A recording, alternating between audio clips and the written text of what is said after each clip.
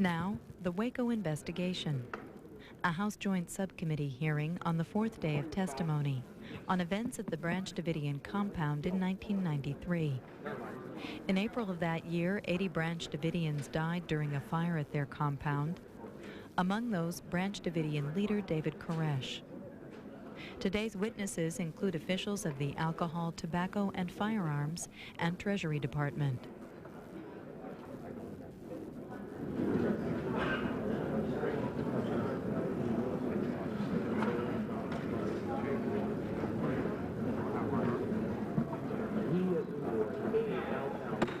This joint hearing of the subcommittees on the Waco matter will come to order this morning. I'd like to ask the witnesses who are here to please go ahead and be seated. We're going to have four opening statements that we have each morning beginning the hearings before we swear the witnesses and introduce you. So please join us and we will get started on these hearings.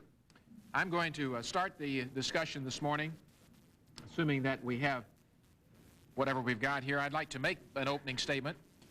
We begin day 4 of these hearings by focusing on the day of the ATF raid, February 28, 1993. Our witnesses are those who actually participated in and directed the raid. Later today, we will finish our examination of the Treasury Department's part of the Waco story by receiving the testimony of Ron Noble, Undersecretary for Law Enforcement at the Treasury Department, and John McGaugh, the current director of ATF. Got a couple of thoughts to give you this morning and share with my colleagues. After listening to the President's Chief of Staff, Leon Panetta, discuss the Waco hearings on Face the Nation yesterday, I realized how trivialized these hearings are in danger of becoming as a result of the administration's political overreaction to them. The events of Waco in 1993 were tragic. 90 Americans, including 22 children and 4 ATF officers, were killed and many more wounded. All of America was stunned, and today I share the sorrow, all of us do, of Waco with the families of those killed and wounded.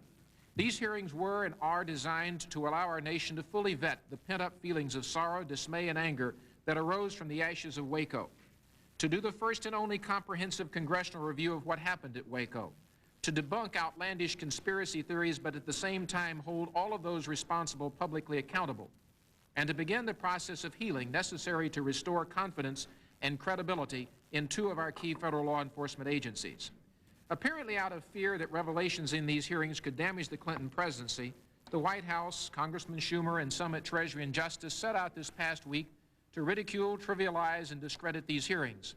First, a political operative was hired by the White House just for Waco political damage control.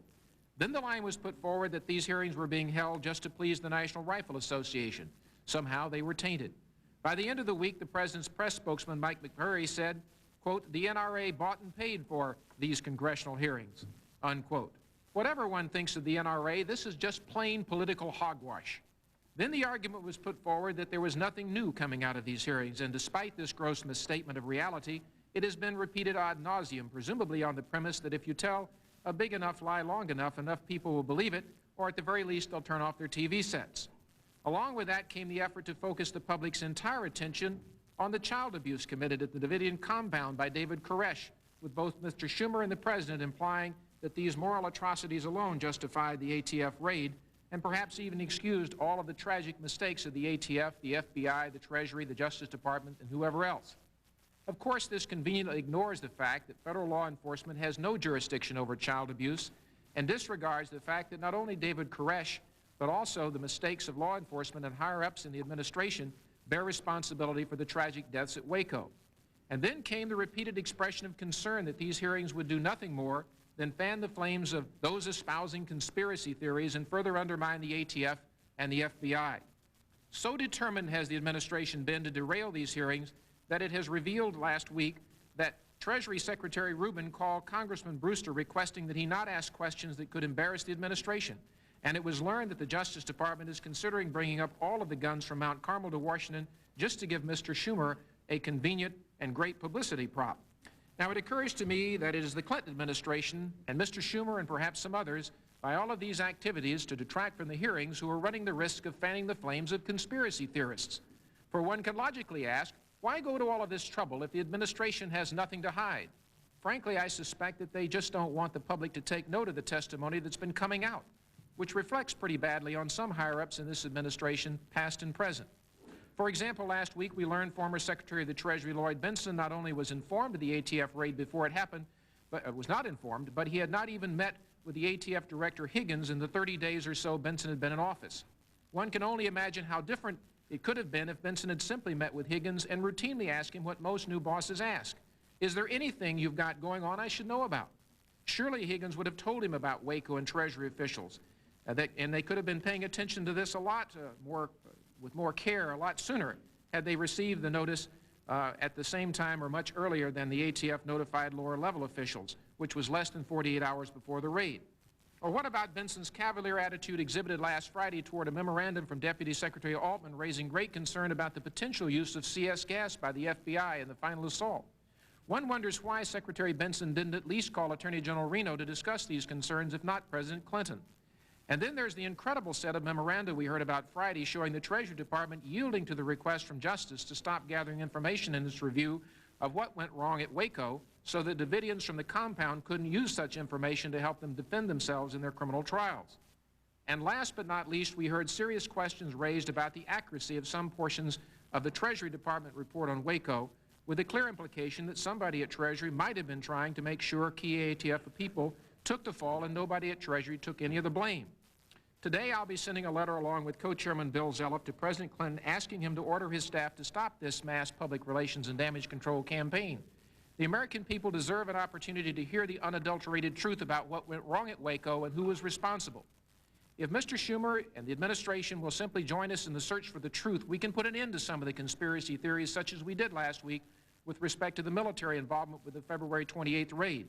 We have a chance for a fresh start this week. I urge my colleagues on both sides of the aisle to put aside the temptation to score points against each other and just concentrate on getting the facts out.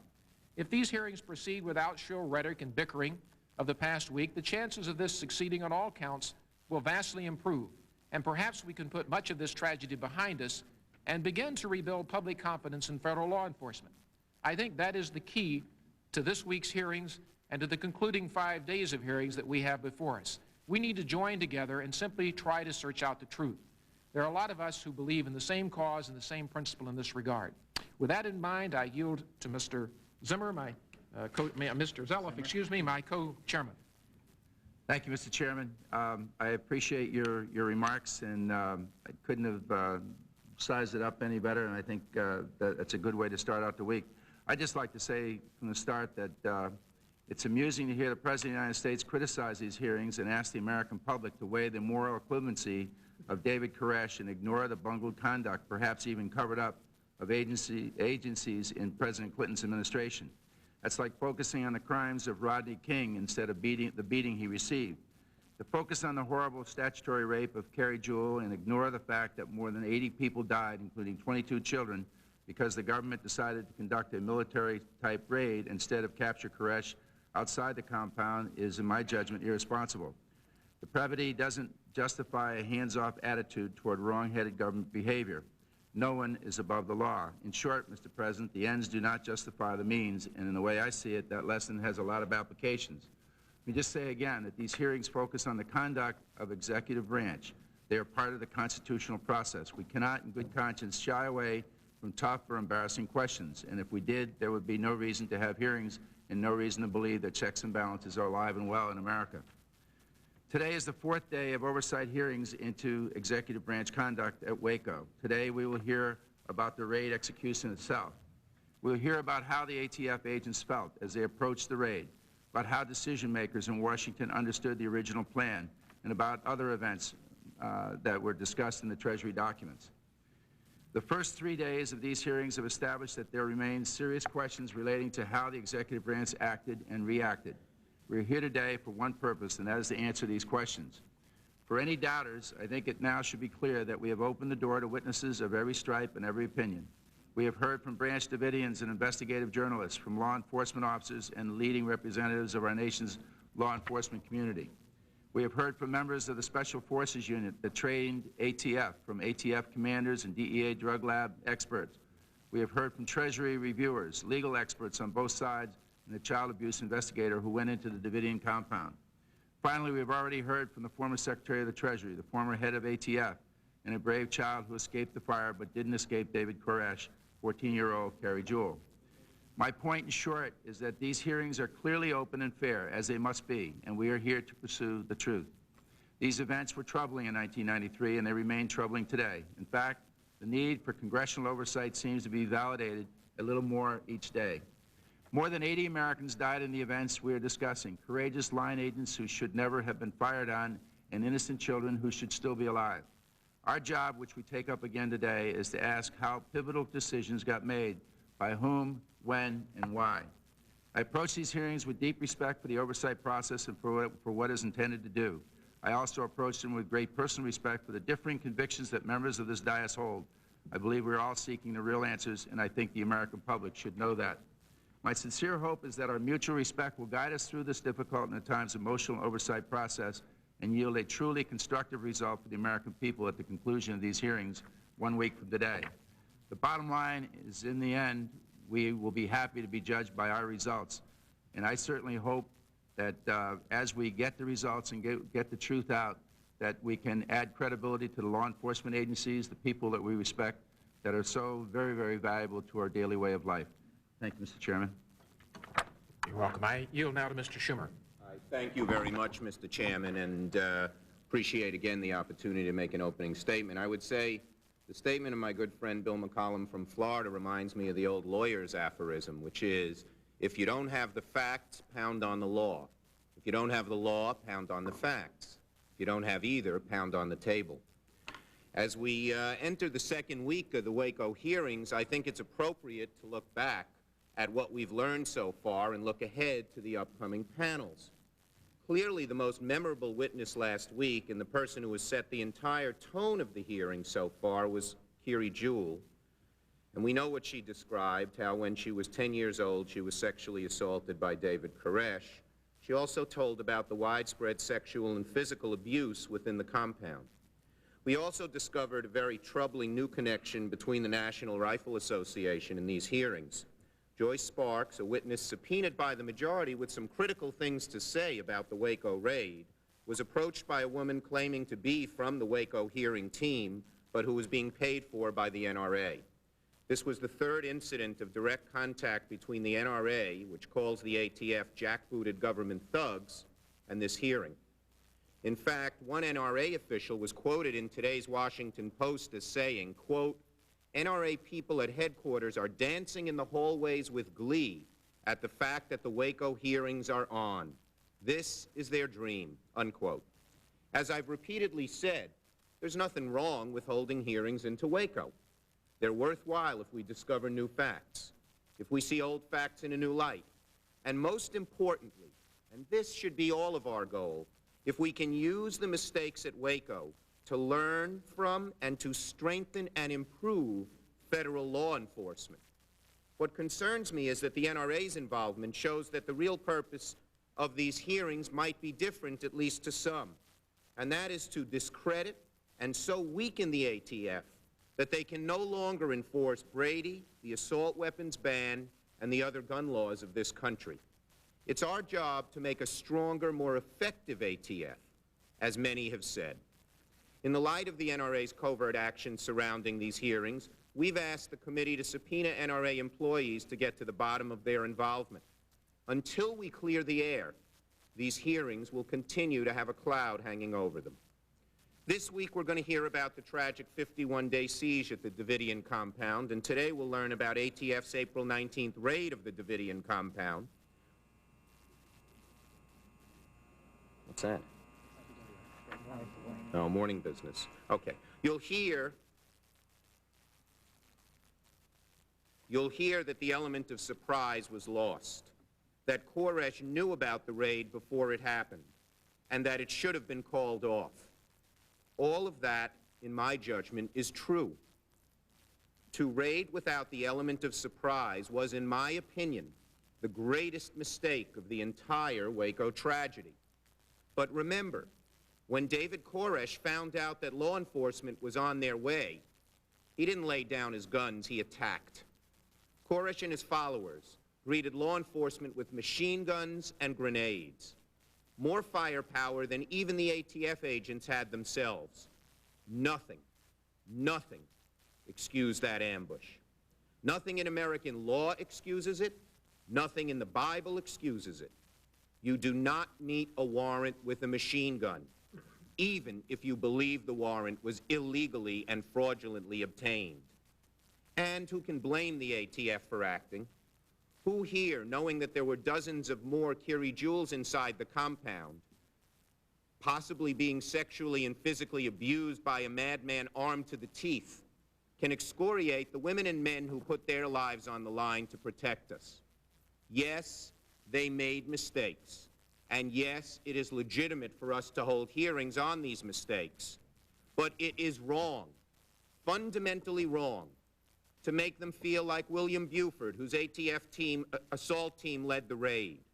Mr. Buford said he felt like he did after coming back from Vietnam. Quote, "I did a service for my country and was being criticized for it," he said. We can criticize their actions, but no one should dare criticize their motivations. There is not one iota of evidence that the ATF and FBI acted for anything but legitimate reasons.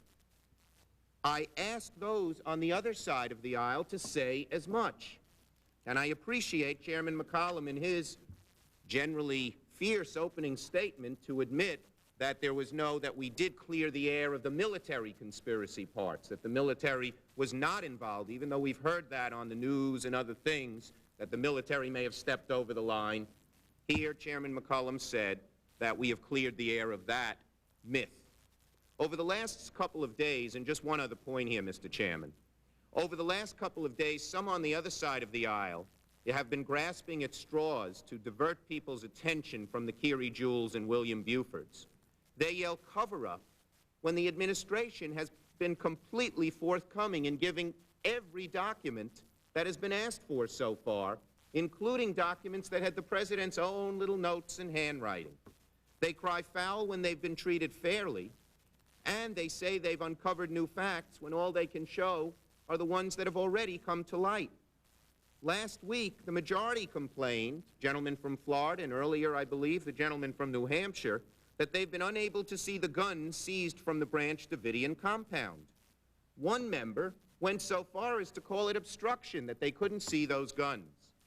Yet, when Chairman Zeliff realized that the guns may actually be sent to Washington and the American people would see what the ATF agents were facing at the Davidian compound, he changed course and wrote to the Department of Justice asking that the guns not be sent. Let's bring these guns to Washington to prove once and for all that the weapons were illegally converted machine guns and the warrant was legitimate. That's what we want them here for. Now, the Republican majority is asking that John Podesta, who apparently has been helping the White House with their hearing preparation, or spin as they call it, be called as a witness. First, I say fine. Call anyone you wish. Let's clear the air. Let's get rid of all of the lingering questions. But if you're going to call witnesses who we feel are tangential to these hearings, then you should allow us to call our witnesses who you may feel are tangential to the hearings. Let's bring the NRA employees here to find out how exactly great their role was in organizing these hearings. And finally, well, one other point, and talking about spin, that the White House has spin control on this hearing, my goodness, this is like Claude Rains saying in the cafe in Casablanca, gambling here? My goodness. Does it exist? I don't see anyone on the majority side saying they don't need a press secretary anymore. Now, come on. Finally, as we move into the 4th, 5th, 6th, 7th, and 8th days of the Waco hearings, the issue of balance and perspective becomes more apparent. We're investigating these events again. That's fine. But it's outrageous that we still have not had a single day of hearings into a problem that concerns a lot more Americans and poses a far greater risk than the supposed abuses by the ATF or the FBI, the prevalence of paramilitary militias, many of whom are motivated by the events at Waco. Finally, I'm confident the panels this week, that's the third finally I've said, I realize that. Finally, I'm confident that the panels this week will show once again that we already know that the ATF and the FBI messed up, but only because they were faced with an armed madman who was sexually abusing little girls inside his compound. Mr. Schumer, you went over well, and I want to, quite a bit of time, I want to make a couple of quick comments in response before I yield to Ms. Thurman. First of all, we have no intention of calling John Podesta. He will not be called, as far as I know, as a witness. That is not our intent. Secondly, with respect to the question of the military, when I did make that statement, I still believe that, and I did not read all of my statement because I was running out of time. I let you run over. And I want to read the fact that I would have said, after an exhaustive review of the ATF's contact with the Army last week, it became very clear that our military neither directed nor took part in the Waco raid by the ATF, and the Posse Comitatus laws were not broken. But where there is responsibility, which to date has been shirked, as such as appears to be the case with some at the Treasury Department, these hearings have brought these facts to light. So I think that that needs to be said as well. And last but not least, while we have not talked about it, and I did not intend to inject them into these hearings as you have been attempting to do, we will hold hearings, probably a couple of days of hearings, on the so-called militia, among other things, after we reconvene in the fall. So You on that and salute you on all of that has been attempted and planned, but to interject some of these things that we've been interjecting in these hearings and to have all the bickering and disagreement has not been helpful to the process. So I hope you and I can together work along with Ms. Thurman and Mr. Zeliff to make sure that we get just out on the facts this week and get online with what we need to be doing here. Mr. Chairman, just one quick point. Very quickly. I want to thank you for saying that we will have militia hearings. I think they're important, and I think that means a great deal to us. Ms. Thurman, you're recognized for 5 minutes. The gentleman's I don't believe we ought to get into that, Mr. Mike, because if we do, we'll just go on forever this morning. He referred that members of this side of the aisle had press secretaries. We all did. I've never had a press secretary. Well, it's noted you do not intend to employ one. And we do all have press secretaries, but as he well knows, in addition, except for you, in addition to a press secretary, which clearly the president has, he hired Mr. Podesta just to do damage control. Ms. Thurman? Thank you, Mr. Chairman, I think. As we begin our second week of hearings, I would like to take this opportunity to review what I have personally learned from these hearings. To begin with, let me reiterate that I truly believe that these hearings can serve a constructive purpose. Starting on Wednesday, we heard compelling testimony into the character and beliefs of David Koresh. While I still believe this is a vital component in this process, they were collaborated by Mrs. Joyce Sparks of the Texas Department of Protective and Regulatory Services, Division of Child Protective Services, and then again by Dr. Bruce Perry of Baylor University. On the second day, we heard from Bill Buford. Recall the horror of the raid itself as he watched his friends and fellow officers wounded and killed. Every one of us was moved by Mr. Buford's account. Few, if any of us in this room, have ever faced a situation as dangerous as the one Mr. Buford and his fellow officers faced that February day outside of Waco. This past Friday, we took testimony from the distinguished former Secretary of the Treasury, Lloyd Bentsen. While many of my friends on the majority side of the dais spent their 5 minutes assigning blame to the mistakes, and there was many significant mistakes in the raid, few took the time to understand what the chairmen have told us on this joint subcommittee the real purpose of these hearings are.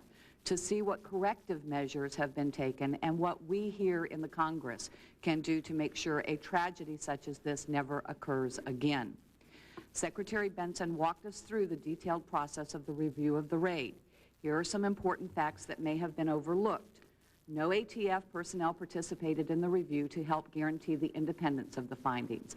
17 senior investigators from the IRS, the Secret Service, the Customs Service, and the Financial Crimes Enforcement Network helped with the preparation of the Blue Book. In addition, 10 outside experts, some of whom we have already heard from, were also brought in to analyze the problems. All involved served without pay. They took over 5 months to complete an exhaustive and thorough approach. As a result of the findings of the review board, the ATF leadership in Washington and in the field was replaced and other agents were dismissed. Finally, lessons were learned and actions were taken to correct the problems. Secretary Bentsen freely stated that there was a pattern of inadequate oversight by Maine Treasury and insufficient communication between the Office of Law Enforcement and the bureaus it's charged with supervising. Mr. Bentsen concluded by reminding us that steps were taken to improve formal and informal communications within the Department of Treasury. The Blue Book, while very detailed, may have some minor and important facts missing from its final product. However, up to this point, I have heard nothing here and would lead me to believe that there was a cover-up of the facts. Remember, the Blue Book is still being praised by many inside and outside Washington for its frankness and detail. Today, we will wrap up the Treasury portion of the hearings as we hear from more ATF agents who participated in the raid and Secretary for Enforcement Ron Noble and current ATF Director John McGough, the former head of Secret Service. I want at this time to welcome our witnesses. But in closing, I would like to go back to a few statements contained in Mrs. Sparks' written testimony from Friday. Ms. Sparks stated that once the raid occurred, it was a certainty that the siege would end with a fire. She had taken the time to gather intelligence into Koresh's views. This is one important lesson that I hope has been learned by the Treasury Department. In addition, however, Ms. Sparks said that we must address what has happened here, learn from it, and move forward. I agree completely with these sentiments, and I thank you, Mr. Chairman, and I yield back the balance of my time. Well, thank you, Ms. Thurman. What you just cited about Ms. Sparks and much of what she had to say was new and revealing and had not come out before, and I thought it was interesting. I'm now going to bring forward our witnesses by introduction, and then after we've done that, I will ask you all to stand, but not until after we've done it, and swear you in as witnesses. The introductions, by the way, are not in the order in which you're seated, so fear not, you're seated in the right places, just my sheet is a little different from where you are. First of all, we have Robert Rodriguez, ATF Special Agent. We have Chuck Sarabin, former ATF Assistant Special Agent in charge of the Houston office and Tactical Commander for the raid at Mount Carmel.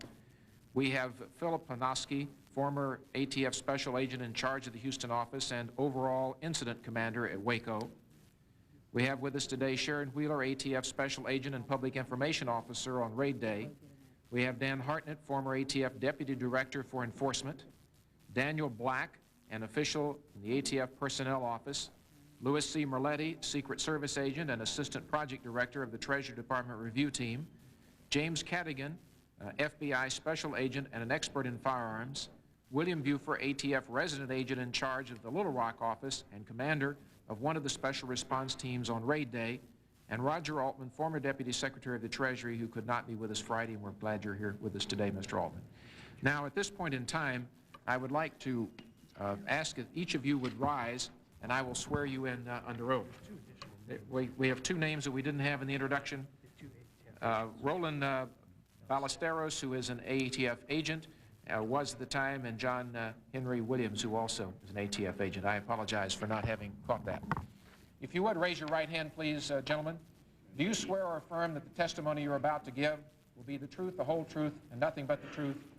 Would you please answer? I do. Please be seated. Let the record reflect that all of the witnesses answered in the affirmative. Today we have a very large panel. We do not have a system for going through the process of having opening statements, and we go right to questioners. And the first person I'm going to recognize this morning on our side of the aisle is Mr. Shabbat. Mr. Shabbat, you have 5 minutes. Thank you, Mr. Chairman. Mr. Merletti first. Sir, you've already testified that Agent Rodriguez, who was undercover at the time, warned Agent Kavanaugh and then Agent Sarabin that David Koresh knew the raid was coming. Is that correct? Yes. Okay. And then Agent Sarabin reported to Agent Winowski that Koresh knew they were coming, and that both Sarabin and Winowski, quote, this is your quote, I believe, lied to their superiors and investigators about what Rodriguez had reported, correct? Correct. In fact, Mr. Merletti, you went so far in your testimony last week to suggest that the implication of your findings is that in lying to investigators, Mr. Sarabin and Winowski could be guilty of federal offenses, correct? Felony offenses, not federal. You Felony. said that, sir, yes. Okay, and I believe after looking at the documentation, you agreed with that at the time? Yes. In fact, you had 61 witnesses to support the findings that the agents had lied about those after the events, correct? Yes, sir. Now, Mr. Black, I have some questions for you, sir. As we know, the ATF proceeded with the raid even though the element of surprise was lost. Many people, included some very brave law enforcement officers, in fact, wound up dead.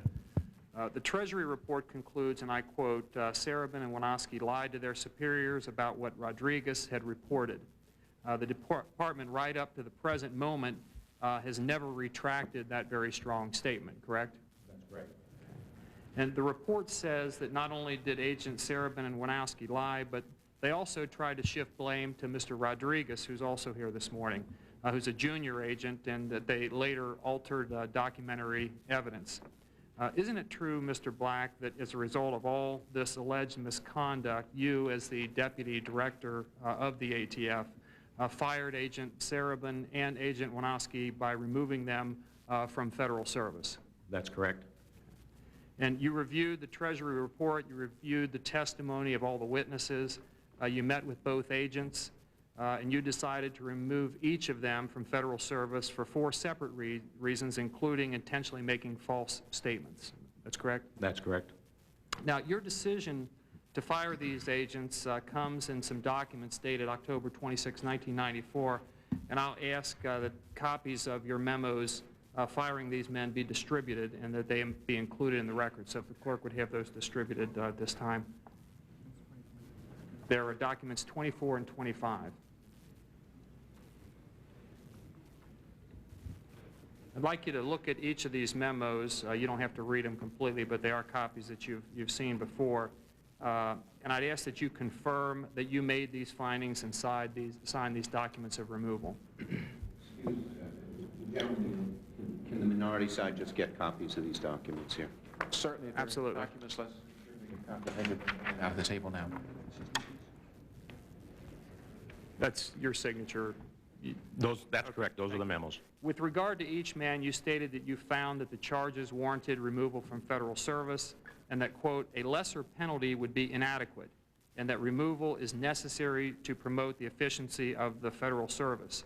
I assume you believe that when these memos were made and when you signed them that was true. That's true. Okay. In fact, you made a number of harsh statements in both of these memos, but then when they contested their firings, you turned around less than 2 months later and signed voluntary settlement agreements reinstating each man to federal service, despite having branded them as liars, despite having said that a penalty of less than removal would be inadequate. You reinstated them with back pay and benefits, and you even had the taxpayers pay for their attorney's fees. And I believe the attorney's fees approached around $40,000, at least for Mr. Sarabin's. That's all correct, isn't it?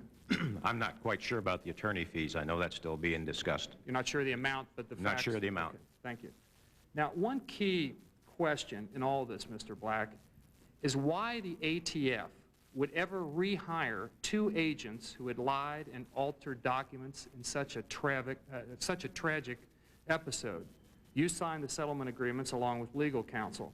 Isn't it true, Mr. Black, that the decision to rehire these 2 and to shut down the case, in effect, was made at a much higher level within the administration? No, that's not correct. That decision was made by myself and the director of ATF. You didn't talk to anybody higher than you? I did not talk to anybody higher. What was it that Mr. Sarabin and Mr. Winowski knew that people didn't want them talking about? I'm not familiar with anything that they knew that people didn't want them talking about. You were present, were you not, Mr. Black, in a meeting with Mr. Sarabin and his lawyer on March 24th of '94, where Mr. Sarabin gave his oral reply to your charges against him? Yes, I was. And we've been given documents that provide a summary of that meeting, and I ask unanimous consent that these documents be included in the record. Objection. Isn't it true that Mr. Sarabin's lawyer told you Mr. Sarabin had honored a, quote, gag order imposed by Director McGaugh, but that if he was removed from the federal service, he would talk, and that notes, including Mr. Noble's notes, would be made public, and that, quote, Treasury doesn't need this, and ATF doesn't need this? Isn't that what the lawyer said? I recall the lawyer saying something to that effect, but I'm not aware of any gag order. Isn't it also true that the lawyer for Mr. Winowski said basically the same thing? That's correct. Okay. And in fact, Agent Winowski himself told you that he has another side to the story that has not come out, but that he believed that it was in the best interests of the BATF not to go forward with a story, and he mentioned a specific incident, and he had stated that the most critical parts of the incidents were witnessed by himself, Kavanaugh, Sarabin, and Royster, and he said, quote, the successful prosecution of the Branch Davidians is all they have left to offer. I ask you, Mr. Black, what did they know that, in their view, could have undermined the prosecution and that they would keep quiet about if they were rehired? You don't know what that is? I don't know what that is. No, sir. Okay, my time's expired. Your time is up. Ms. Thurman, I understand you want me to yield to Mr. Schumer. Is that correct? Yes. Mr. Schumer. Thank you very much. And I guess there are two key issues here today. One is the element of surprise and what happened. The second is who fired first. And to me, the second issue is certainly the number one issue that faces the entire day today.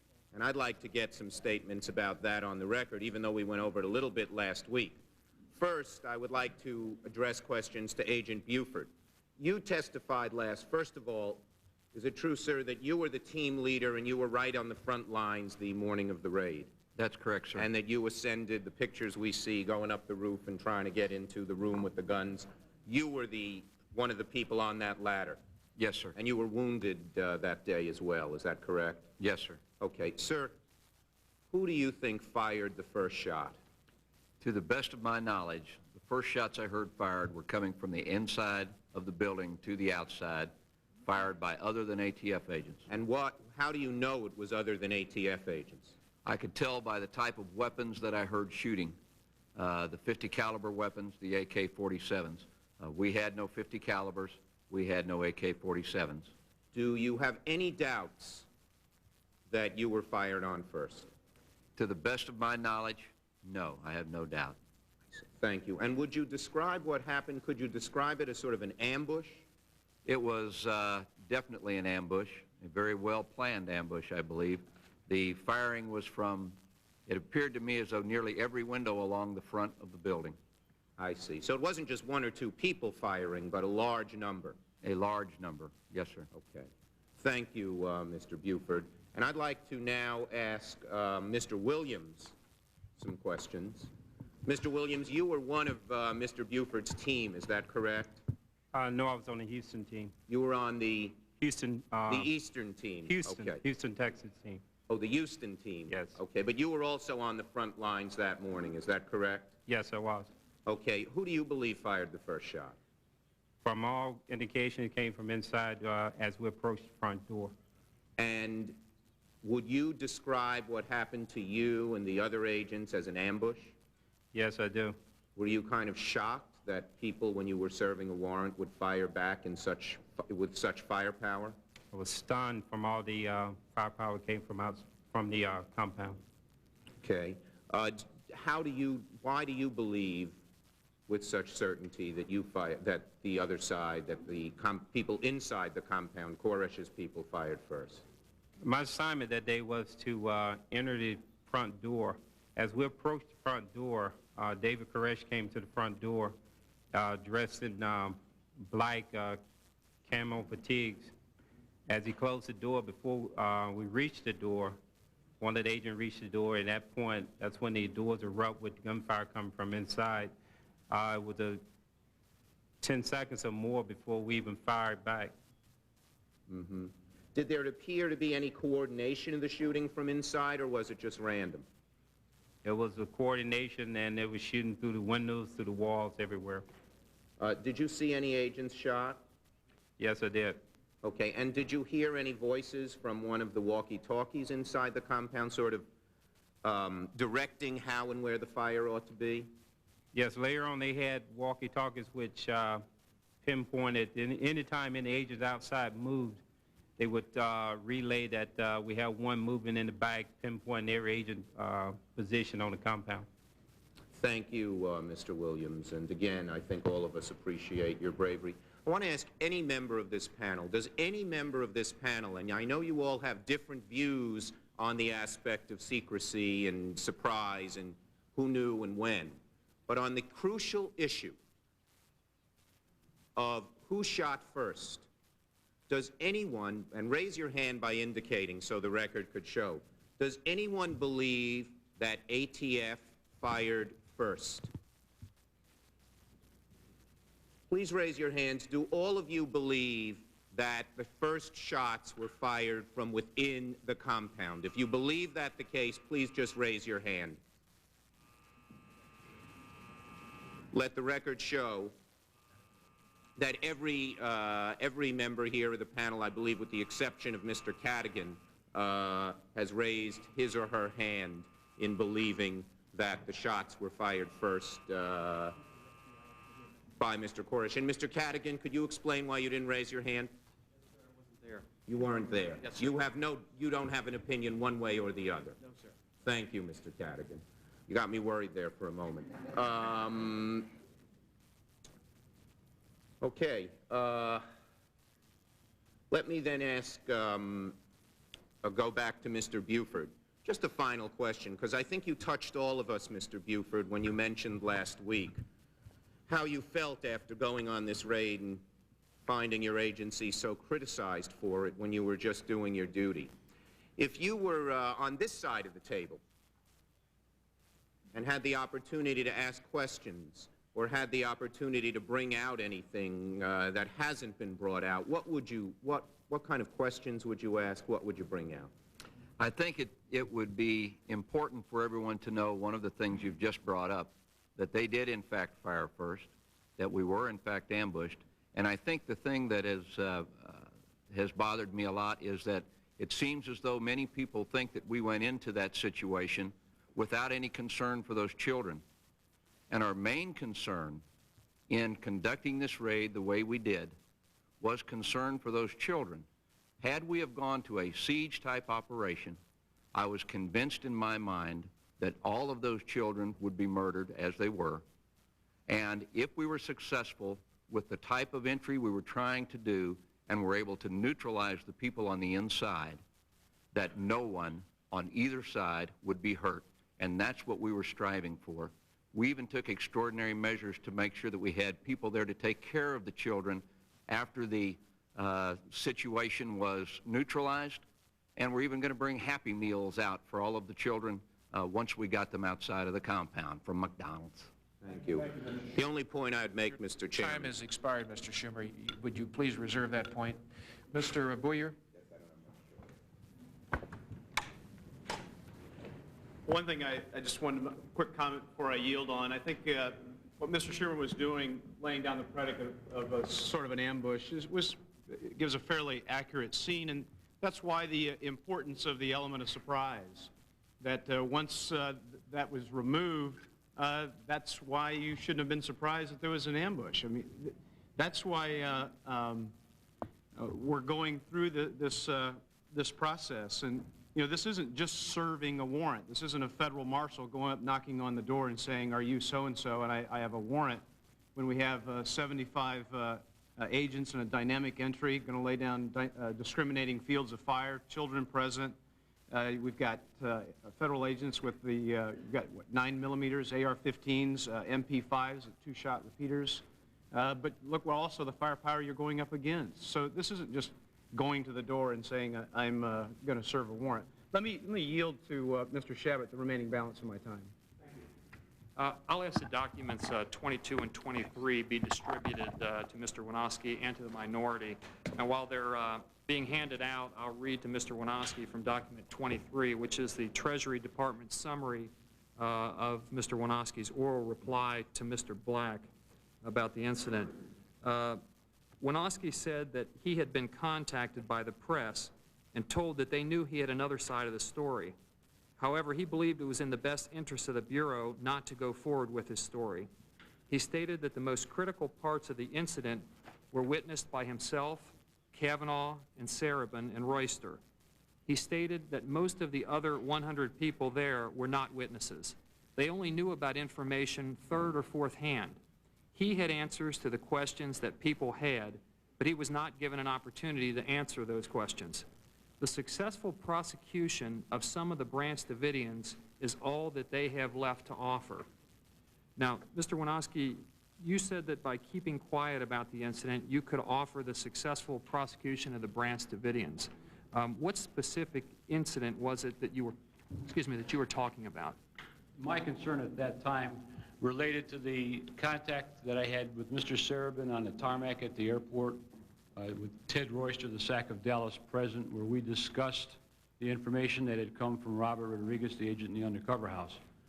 My feeling at that time was that While I thought I understood the information that Robert was passing to us, I did not understand at that particular point in time that he meant that Koresh was aware that we were coming then.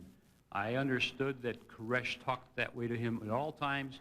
I didn't see new information, and I, in good faith, was going forward with the warrant. Let me ask you, let me stop you there. The Treasury report downplays this point a little bit, but something I wanted to ask you. It notes that after you learned that Koresh knew the ATF and the Guard were coming, you called ATF headquarters in Washington, correct? That's correct, sir. Okay.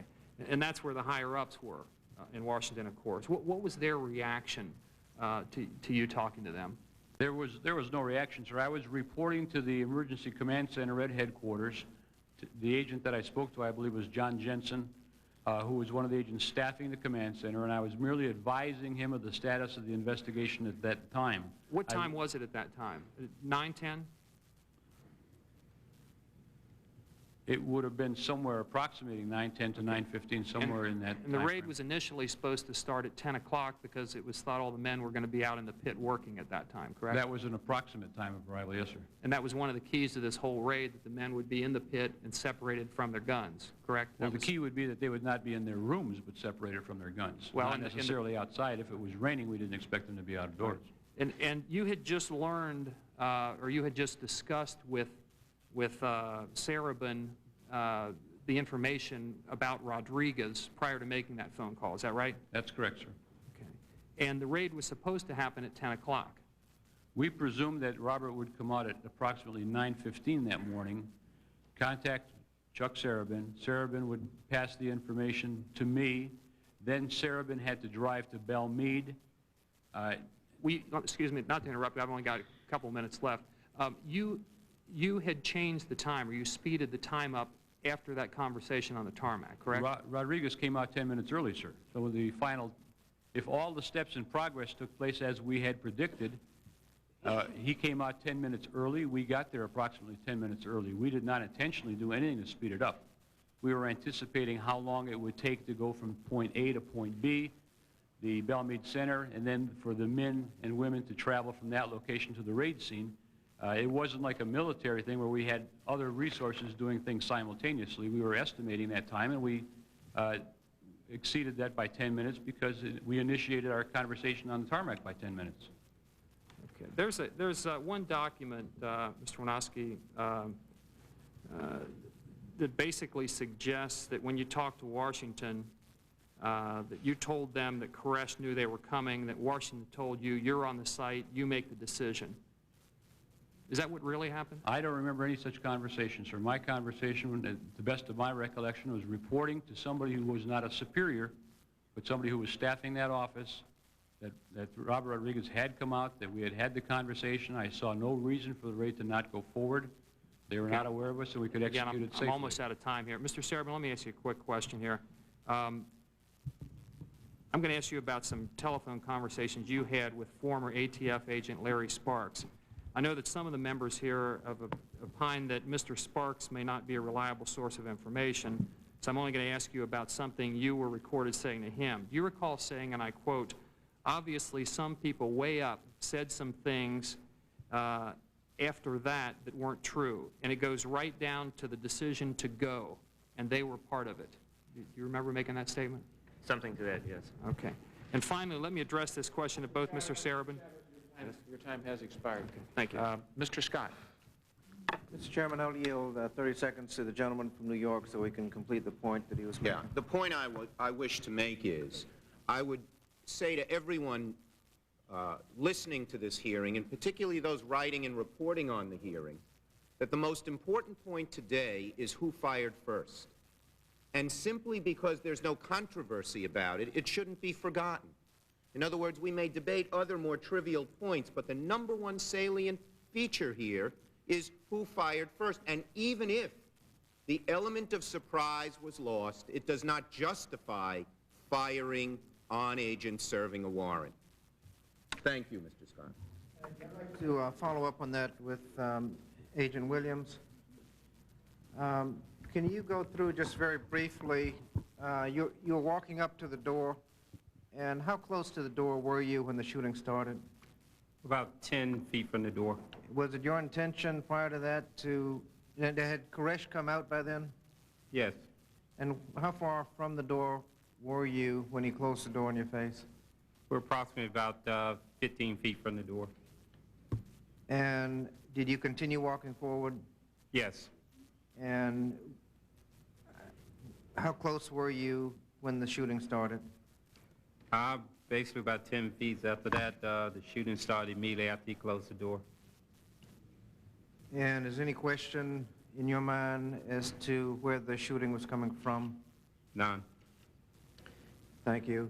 And excuse me, that was from the inside coming out? Yes, from the inside coming out. Mr. Cadigan, you're a firearms expert. Yes, sir. We've had reports that several agents were shot through their vests. My question is whether or not there was any illegal ammunition, because bullets that pierce bulletproof vests are supposed to be illegal. Well, was sir, there any illegal ammunition on site that you could tell? Not that we found. We found a lot of ammunition, hundreds of thousands of rounds of ammunition, but none of which would be, to my understanding, that are illegal. Do the laws against ammunition that go through bulletproof vests, do those include the high-powered rifle ammunition? It is my understanding that some vests that are worn offer protection only up to a particular caliber, and that high velocity or high-powered rifles is not one of them. Thank you. Mr. Rodriguez. Was there any question in your mind, having been inside the compound, that Koresh knew that the agents were coming that day? Sir, there's no question in my mind that Koresh knew. There's no question in my mind that Koresh knew that we were coming. Yes, sir. And can you describe briefly his emotion when he got the word? Yes, sir. I was inside the compound on that day, that morning. I had asked him some questions regarding a newspaper clipping. He sat down and started to explain to me the difference between his preachings and another subject's preachings. As we were discussing the Bible, one of his subjects, Mr. Jones, came in and advised him that he had a telephone call. He ignored the call and continued to talk to me. At that point, everything was normal. There was only 3 people in that living room at that point. Everything was calm. He was normal. He was talking to me as he always spoke to me during all our sessions. Nothing was wrong. Mr. Jones again came to the living room and advised him that he had an emergency call from England. At that time, he quickly got up and left the room. At that time, there was still just Mr. Snyder and Sherry Jewell were in that room with me at that time. He came back approximately 3 to 4 minutes later, and when he came back, I mean, it was like day and night. As he approached me, he was shaking real bad. He was breathing real hard. At one time, he put his hands in his pocket, in his jacket pocket, to probably keep his hands from shaking. He sat down next to me, probably about this far, and he continued to try to finish what he was talking to me about. When he grabbed the Bible, it was shaking so bad that he could not actually read it. I grabbed the Bible and I asked him, "What's wrong?" At that time, he stopped, and as I sit here, I remember clearly. He took a deep breath. He turned and looked at me and said, "Robert, neither the ATF or the National Guard will ever get me. They got me once, and they'll never get me again." Now, was there any question, were you surprised at what happened after the ATF came? Were you surprised that he had prepared the ambush? I'm sorry, sir? Were you surprised that he had prepared the ambush? No, sir. knowing what you know, did you convey that information to your superiors? Yes, sir, I did. Was there any question in your mind that they got the message? Sir, there's no question in my mind that they got the message. Did you have any reason to hold back information that you had that the agents were in fact in danger? Sir, in memory of the 4 agents that were killed and all the agents within the Bureau of Alcohol, Tobacco, and Firearms, as I sit here, I tell you, I told them what happened inside the compound. I advised them that they knew that we were coming, that Koresh knew. I advised all the people in the undercover house. Mr. Kavanaugh was one of them.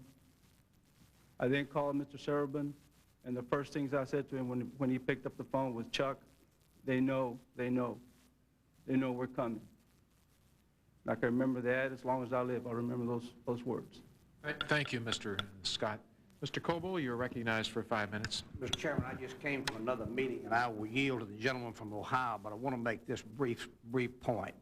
The gentleman from New York reminded us earlier what the most important point is. Well, this one may well be subject to interpretation. I think clearly the most important point before these 2 subcommittees, Mr. Chairman, is to determine what went wrong and to prevent a duplication during subsequent raids. Having said that, I will yield to the gentleman from Ohio. Just how much time I have, Mr. Chairman? 4.5 minutes, I guess. Thank you. Mr. Serban, I'd just like to follow up again with your statement where you said, obviously, some people way up said some things after that weren't true. It goes right down to the decision to go, and they were part of it. By way up, you're talking about upper echelon officials, I assume. Is that correct? What I was making reference to, sir, is the element of surprise. At this point, it became a very big issue. The point I was trying to make is I was never given the order not to go if we lost the element of surprise. There had been much conversation after that about the element of surprise, and I was trying to say I do not know who up above me, how far, whatever, gave that order to somebody, but I never received that order. Okay. And could you again relate what exactly your position was in the raid? I was the tactical coordinator. I was in charge of coordinating all the SRTs. There was 3 SRT teams, then 3 support teams with that. And then my job was to pass information on to the incident commander and his deputy for action. And so no one had ever conveyed to you how important the element of surprise was. Is that right? Doing a dynamic entry, the element of surprise is a part of doing a dynamic entry. But with the book and the things that were saying, or people were saying after, they were saying, you know, you were given the order not to go if you lost the element of surprise, which I was never given. In those statements I was making earlier, I was trying to explain that all this is going on above me, but that order never came to me. Okay, that order never came to you. Right. Okay. Mr. Winowski, just a couple of follow-up questions. You just testified that you told Mr. Black that you knew it was in the best interest of the ATF not to go forward with your story because you did not want to go public with facts that could undermine the prosecution. How would what you knew undermine the prosecution? My concern was that after having lost 4 agents and another 20 or so wounded, I did not want to create a controversy over terminology or an understanding of terminology as to what happened on the tarmac. I accept responsibility. I called a decision based on what I thought was the right thing to do and based on what I thought my understanding of the situation was. For me to create a situation that might cause dissension within our own ranks over what I was told and the semantics of that kind of thing, I felt would be foolhardy because our objective at that point was to see that if those people shot and killed our agents, that they were in fact successfully prosecuted, not create a side issue which could undermine that prosecution. At the time you made the remark, which was in early '94, the Treasury report had already been released, and discussing the loss of the element of surprise was already discussed in there. So was there anything else that you knew that the agency did not want disclosed? There wasn't new information, sir. It was just that from my perspective, the review report was matter of fact. It said that I understood that we had lost the element of surprise, that I had been ordered not to go forward if I had lost the element of surprise, and that with that knowledge that I had not only lost, I disobeyed orders from my superior and forced my agents into a situation where several were killed. Let me address this question to both Mr. Serban and Mr. Wanowski.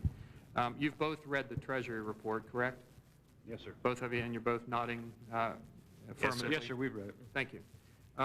Do you find that it fairly apportions blame for the mistakes that were made, or do you see it as an effort to blame those agents who were out in the field while shielding some of the people higher up in Washington? I'd ask each of you to respond. As I previously stated, sir, I accept the responsibility for making the field decision. I was the incident commander. I was the person to make that decision. Those people reporting information to me were bringing it to me for me to make that tactical decision and recommendation to Chuck. The people in Washington at that particular point could not impact or affect on that decision whatsoever. Mr. Serban? I also accept the responsibility for the decision to go. I just think the Treasury Review book focused just on one person or two people or whatever. There were several commanders there. There were several people that participated, and, you know, we just asked to be treated fairly, and I don't think we were in there. I'm sorry, what was the final part? You said you didn't? That I don't think we were treated fairly in the book. Okay. Mr. Black, let me ask you a follow-up question here. You said that you believe the report, the report is accurate as far as you can tell, correct? That's correct. And that you believe that these people, these two gentlemen lied, and that they lied to investigators, and that they changed documents, correct? That's correct, yes. And yet you rehired them.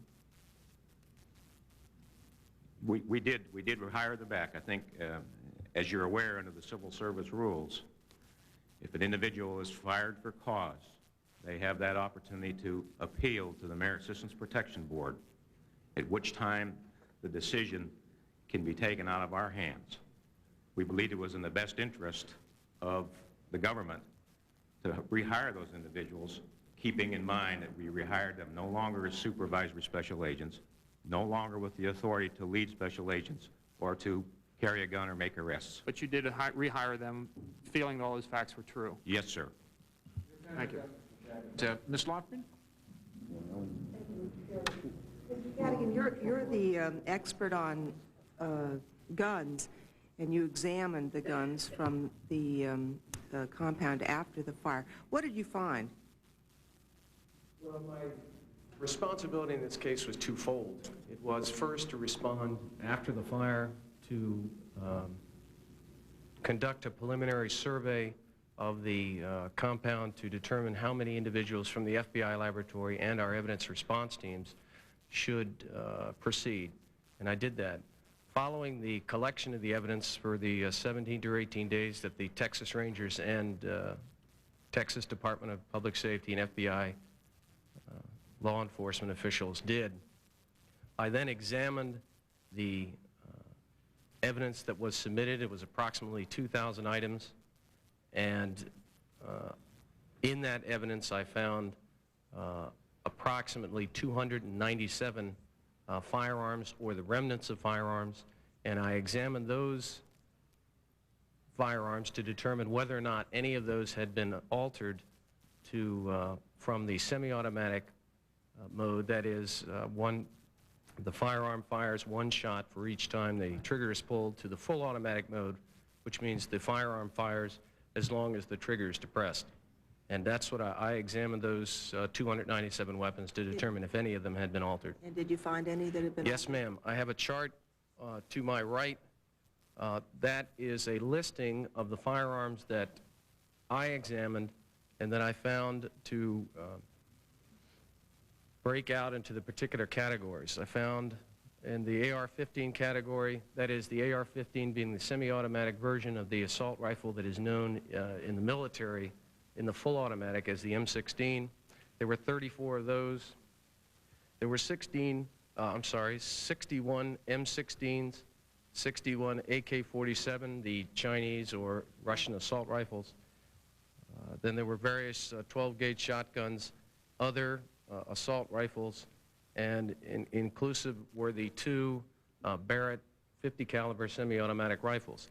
Now, in the categories that are shown there, under the M16 category, not all of those was I able to make a determination if they had been altered. And the reason for that is that in order to accomplish the alteration of a firearm from semi-automatic to full automatic, you need, for this particular firearm, at least 6 parts. I have a chart here in front of me, excuse me, sir, of those particular parts that are necessary to change an AR-15, which is a semi-automatic version, to an M16, which is full automatic. And in the firearms that I examined, that I testified to in the trial in Waco, or actually in San Antonio, but about Waco, in the ones that I said were altered to fire from the fully automatic position, I found each one of these parts in that particular firearm. Now, many of them, matter of fact, most of them were not, I was not able to fire them. But what I was able to do is take one of them. Because they were damaged? Yes, they were damaged in the fire. And I was able to take one of them and test fire it. I made a videotape of the test firing that I have brought with me. I also, in the videotape, have the AK-47, the assault rifles that were altered, test firing those. These parts I found in the M16 are the ones that I called to fire in the full automatic mode, and I was conservative as I could be as far as calling which ones were altered. Now, in the M16 category, there were 22 firearms that I found to be modified to fire full auto, and in the AK-47s, there were 20. And it was not legal to do that? It is my understanding it's not. Yes, ma'am. Thank you very much. I appreciate it. You know, Mr. Rodriguez, you were undercover in the compound and had an opportunity, I understand, to really observe Mr. Koresh. And now, when you were there, were you separated from, as were the other men, from the women, as we've had testimony from others? No, ma'am. Every time that I entered the compound and met with Koresh, it was always on a one-to-one basis. I see.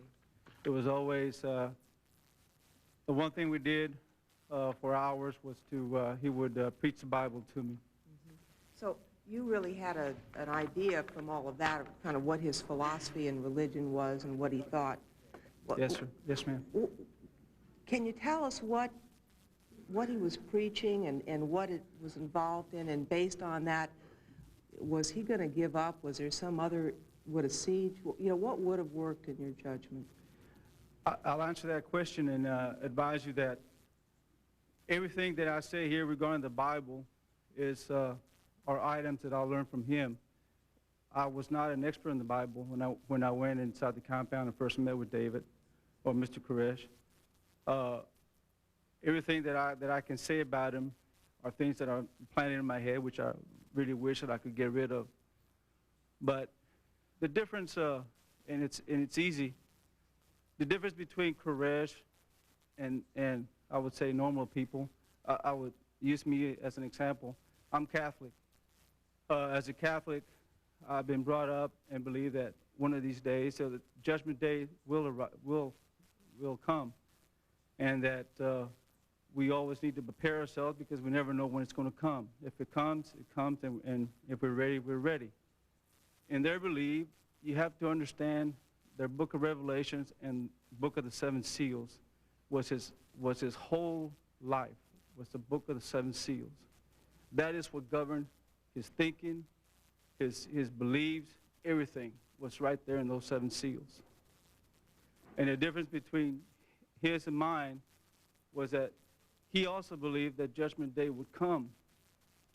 But the difference is that he would go, or they would go and make Judgment Day arrive. In other words, they were going to make it happen. That's the difference. We wait, and they were going to make it happen. That's where the 4 horsemen on the 7 seals come in, as he emphasized the violence and destructions that occurred or was done by the 4 horsemen. Thank you, Ms. Lofgren. Your time has expired. Mr. Zeloff? Mr. Hartnett, I think you may be probably one of the most important witnesses we've heard from so far. Last week, you testified that the Treasury report that reviewed the ATF raid was, according to your own understanding of the facts, filled with omissions, falsifications, and false statements. You also alluded to the idea that these omissions and falsifications may not have been accidental. In particular, you suggested that the element of surprise, which the Treasury report portrays as a condition of the requirement of the original raid plan, was in fact never discussed, at least not in those terms, as a condition or requirement prior to the raid. Now, if I'm not mistaken, the implications of this are serious. It seems to me that what you're saying is that this condition or requirement may have been invented, the idea of a condition known as the element of surprise, by someone writing the report after the fact. And the significance of such an invention, of course, is that it would relieve the top leadership at Treasury of any blame. It would relieve Undersecretary Ron Noble of any blame and would place the blame instead on the line agents and the commanders. They would be blamed for having not followed the plan. They would be fired. The Treasury would have cleaned house, despite the fact that the condition that they were held to have violated never existed in the first place. Now, I want to be sure that this is the impression you meant to give us. So if you could confirm my understanding and answer a very pointed question. Are you suggesting that Ron Noble and those who approved the final Treasury report knowingly misled the American public and invented a condition called the element of surprise in order to protect themselves? I saw Ron Noble testify on a national program several months ago or a month ago where he said both Treasury and ATF ordered the commanders at Waco not to proceed or to abort the raid if they lost the element of surprise. And what I'm saying to this committee is that I have never heard the term element of surprise until after the raid, when we started using it ourselves and the media started using. But I have to also add that in the briefings that I had and Mr. Higgins had, the secrecy of the raid was discussed and was an element of the raid plan that was given to me and to Mr. Higgins. It was just that nobody ever called and said, abort the raid if you use the element of surprise. That just never happened. But secrecy was a part of the plan, secrecy and safety. I mean, it was discussed over and over again. Do you think you were set up? By Mr. Noble? I think Mr. Noble felt that he had to be very careful in a new administration not to look as if he was whitewashing anything. When I gave my statement to the review team, it was a lengthy statement. There's pages missing out of it. I got it for the first time the other day, and there were things that I said to the review team that have never appeared. They aren't even in my statement. They've never appeared in the review. One of those statements is, why did Waco happen, and what could we do to prevent it in the future? It's not there. It's not in my statement. It never ended up in the review report. If Ron Noble is so devoted to the line agents at ATF, would he have framed the Treasury report in such a way that led to the firing of ATF agents for a supposed failure that was never in the original plan? I can't answer that, sir, but I know what he said. I know what I read in the Treasury review, and what I'm saying is there were false statements in there, distortions, very significant omissions, testimony of Davidians who were there and what they said, what the other agents said. It's like only one half was given. Like these men, one side or the other, are lying. Like nobody's ever been involved in a homicide or a tragedy before. And that's not true.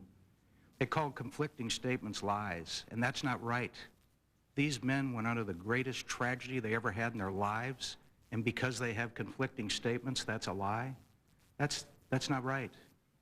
These men went through a terrible situation, and it's not unusual. I've handled 100 homicides, hundreds of them, and people remember things the day after, 6 months later, a year later, and that doesn't mean they're lying. That means they've just been through a very traumatic condition. Did you ever see the words element of surprise anywhere in writing prior to the start of the review of the raid? Prior to the I saw it in the media. But you never saw it written down, you never saw it in a report, you never saw the the words element of surprise anywhere at all? Prior to the raid? Prior to the raid. No, sir. So basically it was not a part of the raid plan itself? That terminology, that's correct. Terminology. In fact, the report describes a meeting at which the condition of the element of surprise is allegedly discussed, and Mr. Noble is assured that it is in the plan. But as we saw from Mr. Higgins' handwritten notes in that meeting just Friday, the only reason to abort that was mentioned was embarrassment to Secretary Benson if it should go wrong. In fact, the element of surprise was never in that plan. Is that correct? The terminology. Secrecy was a part of the plan, sir. One final question so that the record may stand clearly on its own. Do you believe that these facts demonstrate an intent to cover up the truth by the Treasury report? Yes. By Ron Noble specifically? Yes. Okay. There is one area that I'd like to visit with you, Mr. Hartnick, but while we have the benefit of your remarkable candor, if you would, just how did Mr. Winowski and Mr. Sarabin get their jobs back? I don't think I could answer that, sir. I know that they appealed and they got their positions back. The only thing I've heard that one of the charges against them was that they lied to their supervisor. I was their supervisor. They didn't lie to me. They made mistakes in judgment, but I don't believe they intentionally led our people into that disaster. I never will. Thank you very much, Mr. Zelliff. Your time has expired. Ms. Slaughter, I think you're next in line. Thank you, Mr. Chairman. Mr. Hartnett, I want to follow up on that a little bit, if I may. This plan, dynamic entry, does that say to you element of surprise? Can you do a dynamic entry if somebody knows you're coming? As I testified the other day, dynamic entry is being tossed around here, and I've been on thousands of raids, and I couldn't give you a definition. Well, wasn't that, my understanding now from all these hearings is you had the two plans, siege, dynamic entry. That's what the command... Dynamic entry was chosen. You were part of that choice? I approved the plan, but not the terminology. Okay, you approved dynamic entry over siege. Does dynamic entry to you say anything about surprise? I don't think I understand your question, ma'am. Well, what would you think would be an element of dynamic entry if it would not be surprise? That raid, a condition of that raid was secrecy, surprise. Absolutely. What, does secrecy to you mean surprise? Yes, okay. Absolutely. Then why did you have some sense that that was not important? Because after the raid, it was used against my people. That terminology is what sets them up.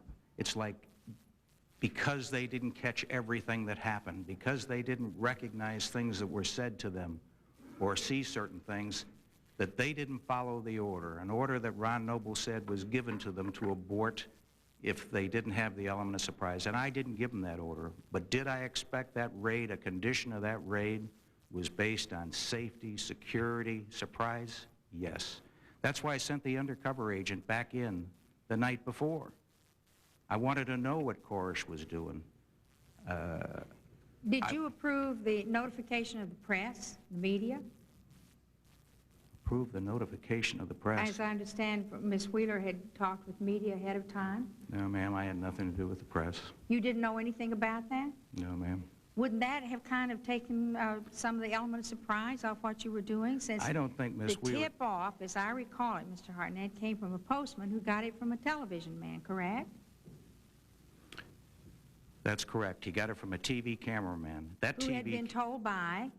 By an employee. Well, no, told by another Channel 10 person. Here's the way it went. The EMT, the emergency medevac people, were hired. A woman there had a boyfriend with Channel 10. She tells her boyfriend. Her boyfriend, they have a meeting. Now, this is what I've been told, this part. They have a meeting at Channel 10, and they send their people out to the compound to see if there's going to be a raid. And this cameraman... They're staked out, aren't they, out there? They're at the road out there where they say to the postman as he comes by, we're here because there's going to be a raid. The ATF is coming. No, the postman, from what I understand, that cameraman was lost. And he walked... Lost. Lost. And he sees the postman. Now, it's Sunday, and this postal truck is driving down the road, and he flags him down. and ask him where the compound is. And the Davidian says to him, why do you want to know? And he says, because ATF is going to conduct a raid here, and there's going to be shooting. You know, I've never been asked why all these people died. Well, and it was because of that irresponsible act that everybody, and I'd why like to we're find here out how today. that irresponsible act came about. Because it seems to me that all the planning and all the work that you did, somehow or other, the media got involved in that. And I'm very curious about that connection. Let me yield the rest of my time to my colleague from New York, Mr. Schumer. Thank the gentlelady for yielding. So in effect, what you're saying, Mr. Hartnett, is that surprise and secrecy basically mean the same thing. You can call them the same thing if you So want. when Mr. Zeliff said, well, you never heard the terminology element of surprise, you did hear talk about secrecy and not letting Koresh know of the raid. Yes. Okay. So the one thing you would dispute, just to be fair and put it on the record, is that you never were, that you hadn't heard that the raid should be called off if the element of surprise or secrecy was broken. Is that correct? That's correct. That's your dispute, not that there wasn't surprise, intended to be surprise, secrecy, call it what you will. That's correct. Because if you were throwing a surprise party for one of your colleagues, you'd want some secrecy there, right? Yes, sir. Thank you.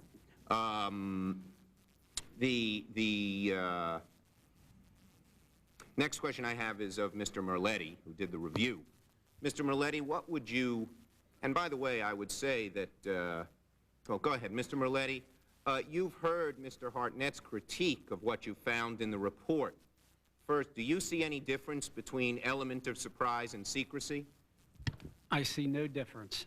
The element of surprise is secrecy. Exactly. It's basic to a dynamic entry. So it's a difference without a difference. Correct. It's terminology. It means the exact same thing. And everyone, from Mr. Hartnett to Mr. Hoynatsky to Mr. Sarabin to Mr. Buford, everybody thought that this raid should be conducted under some form of secrecy. Absolutely. If they had reached the position in ATF, top Understood. management... Absolutely does the job, because he's going to cut me off pretty quick these days. The next question I have is, what is your reading of whether, and you interviewed everyone under the sun in this and came out, what is your reading as to whether it was part of the plan to go ahead if the element of secrecy, shall we now call it, was broken?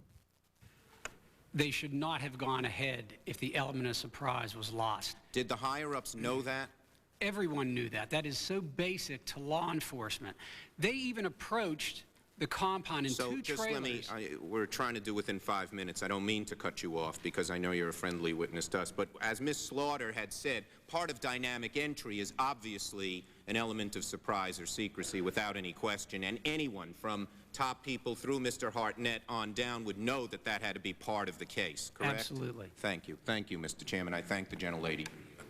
I yield 5 minutes to Mr. Micah. Thank you, Mr. Chairman. One of the things that I hope to do today is try to get into some of the personnel aspects of this. As you know, I chair the House Civil Service Subcommittee, and really, you know, I think ATF and law enforcement, federal law enforcement, has taken quite a few bruises the last few weeks. First of all, discovering, you know, last week when Mr. Hartnett made certain accusations or comments relating to hiring and firing and blames and omission, and that was again repeated here. And I think that we need to find out through these hearings, or if necessary, I intend to conduct hearings in September and October in the Civil Service Subcommittee if we don't get to the bottom of some of these personnel matters. But again, I think the public is dismayed just going home this weekend. You know, they wonder what's going on with ATF, with the good old boys roundup, with the hiring and blame, sort of the finger pointing on who's responsible for this. And it's not sort of like Congress or some other bureaucratic activity. We're dealing with law enforcement, federal law enforcement. So there's a lot of serious concern about what's going on. Mr. Potts, who I guess was with the Department of Justice, who oversaw this later part of this, was disciplined and then elevated to Deputy FBI director has since, I guess, they found some shredded documents and has now been demoted. Don't you think, well, Mr. Black, you're in charge of personnel. Don't you think that this raises some serious questions about federal law enforcement, all this going on? I'm not sure what your question is, Congressman. All these incidents, what's been described here, the finger pointing, the blame, the hiring, the firing, the demotions, the elevations, and then the rehiring. Don't you think this sends a bizarre message to the American public? Let me just say, as the official responsible for the decision to remove the two individuals, Mr. Sereb and Mr. Hanoski, from their positions, in no way when we made that decision did we doubt. But again, all of these things do cast a bad light on ATF and the other agencies. Is that correct? Yes, I think they do. Mr. Noble, when you were up before, I asked you about this report. When was this report produced, the Treasury report? I'm sorry, Mr. Noble. Mr. Noble's not here. Oh, I apologize. Mr. Merletti. When was this produced? Well, sir, when you say produced, what do you mean by that? What's the publication date? When was the publication date? September 30th. September 30th. 1993. Are you at all aware, were you aware of this document, recommendations of experts for improvement in federal law enforcement after Waco? Sir, that is the Justice Report. Yes, but it's also, it was signed by, it's from Treasury and also Justice. A directive memo in the very front. Is that correct? I don't know. I had nothing to do with the publication of that book, sir. Were you aware of this publication when you were working on this report? I don't believe that publication existed. When we were working on our report, I believe they were working on that report. Are you aware of some of the contents of this report? I was never given the report. And, well, in this report, and I'm not sure if any of the other of you are aware of this report, I guess one of the major points that I want to get to before we get into personnel is the question of the buildup of arms and the situation at the Branch Davidian compound. This report, and they retain, I guess, the director of Harvard Religious Studies as one of the experts, says on under his report, indeed, it seems possible that the large arms buildup that led ATF to carry out its initial February 28, 1993 assault on the compound may have been in response to Koresh's interpretation of a 3 days long session of police target practice held within earshot of the Mount Carmel compound in March 1992. It was reported in our July 1st briefing that Koresh and his group interpreted the target practice of Los Angeles Police Department and other police groups, which the Davidians apparently attributed incorrectly to ATF in religious terms, as a brazen show of force.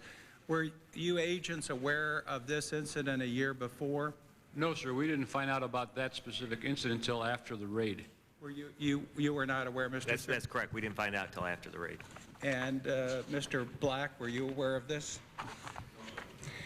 One of the other things that seems to be the question of the day here is and also the head of New York University Medical Center and a psychiatrist who was also retained to look at this matter said, and I quote from his report, "Certainly an armed assault by 100 agents had to be seen as an attack independent, underline, independent of who fired the first shot. If an armed individual enters your home by force and you have reason to believe that person represents a mortal threat, you are allowed to fire a weapon in self-defense in most states." Is that correct, Mr. Serban? Is it correct in Texas? I'm not an attorney. Well, you know, an agent going forward there, if he's in fear of his life, he could take the first shot. But this says that really that that these people, well, first of all, in the first part of the report, it said the Branch Davidians had an apocalyptic worldview in which they expected an attack from the outside world. The reason for arming themselves was to protect themselves from such an expected attack. Were you aware that they were expecting this attack? Yeah, through his preachings, that's, you know. And Mr. Rodriguez. Your time is up, I'm sorry. Okay. The red light's been on a little while. Thank you. I hate to cut you off at this point. Mr. Brewster? Thank you, Mr. Chairman. Mr. Rodriguez, you say you were very clear in explaining that the element of surprise had been lost. Yes, sir, that's correct. You don't have any doubt in your mind that you explained that quite well. There's no doubt in my mind, sir. Okay. Did you expect the raid to be called off when it was lost? If I can explain a little bit further, once I contacted Serban, I did leave the compound for two reasons. One, as I had told two of my colleagues that followed me outside, I had to go and talk to Chuck. I knew I still had time, and I knew Mr. Serban was at the command post. And besides, I had told the people at the compound that I was going to go meet somebody for breakfast. But I left for the sole purpose of contacting and talking to Mr. Serban at the command post and talk things over with him, because we didn't not have a really long enough conversation on the telephone. Therefore, I went to the command post. I went there for the sole purpose of talking to him. And yes, I wanted to stop the raid, of course. They knew we were coming. Unfortunately, I got there too late. When I got there, they had already proceeded with the raid. Okay. You apparently were fairly close to Koresh and were in the compound from time to time and went through Bible studies, etc. In your opinion, what would have happened had he been arrested in town prior to the raid? Was there anyone else in that compound that has a charismatic ability to put together the resistance that occurred with Koresh there?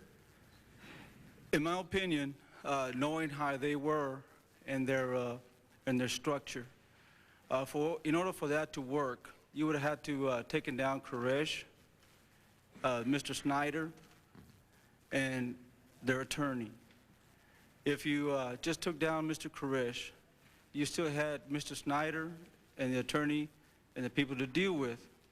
What they would have done is they would have gone to negotiations that they wanted to talk to Koresh and wanted to hear a sign from Koresh as to what to do. Therefore, in my opinion, taking Koresh down would not have solved the problem. So in your opinion, even if they had taken Koresh down and a siege had begun, there would have been the same ending that occurred? Sir, you got to realize, you got to know these people. Their destiny was set way before ATF got there, way before the FBI got there. That's what they live for. Their destiny was to die and then later come back as the chosen few by God, and that was their destiny. Okay, a couple other questions very quickly. Mr. Cadigan, we talked about ammunition briefly a while ago. I think you correctly stated that any high-powered rifle, 22, 250, 270, 30-06, 300 Win Mag would penetrate a bulletproof vest with ordinary hunting ammunition. Am I correct? Most of the vests that I know of, yes, sir. Okay, and there's what, maybe 50 million of those weapons across America today in ordinary citizens' hands that are hunting weapons? Yes, sir. With no special ammunition, just with regular hunting ammunition? With all of the people in the United States, yes, sir. Yes. Okay.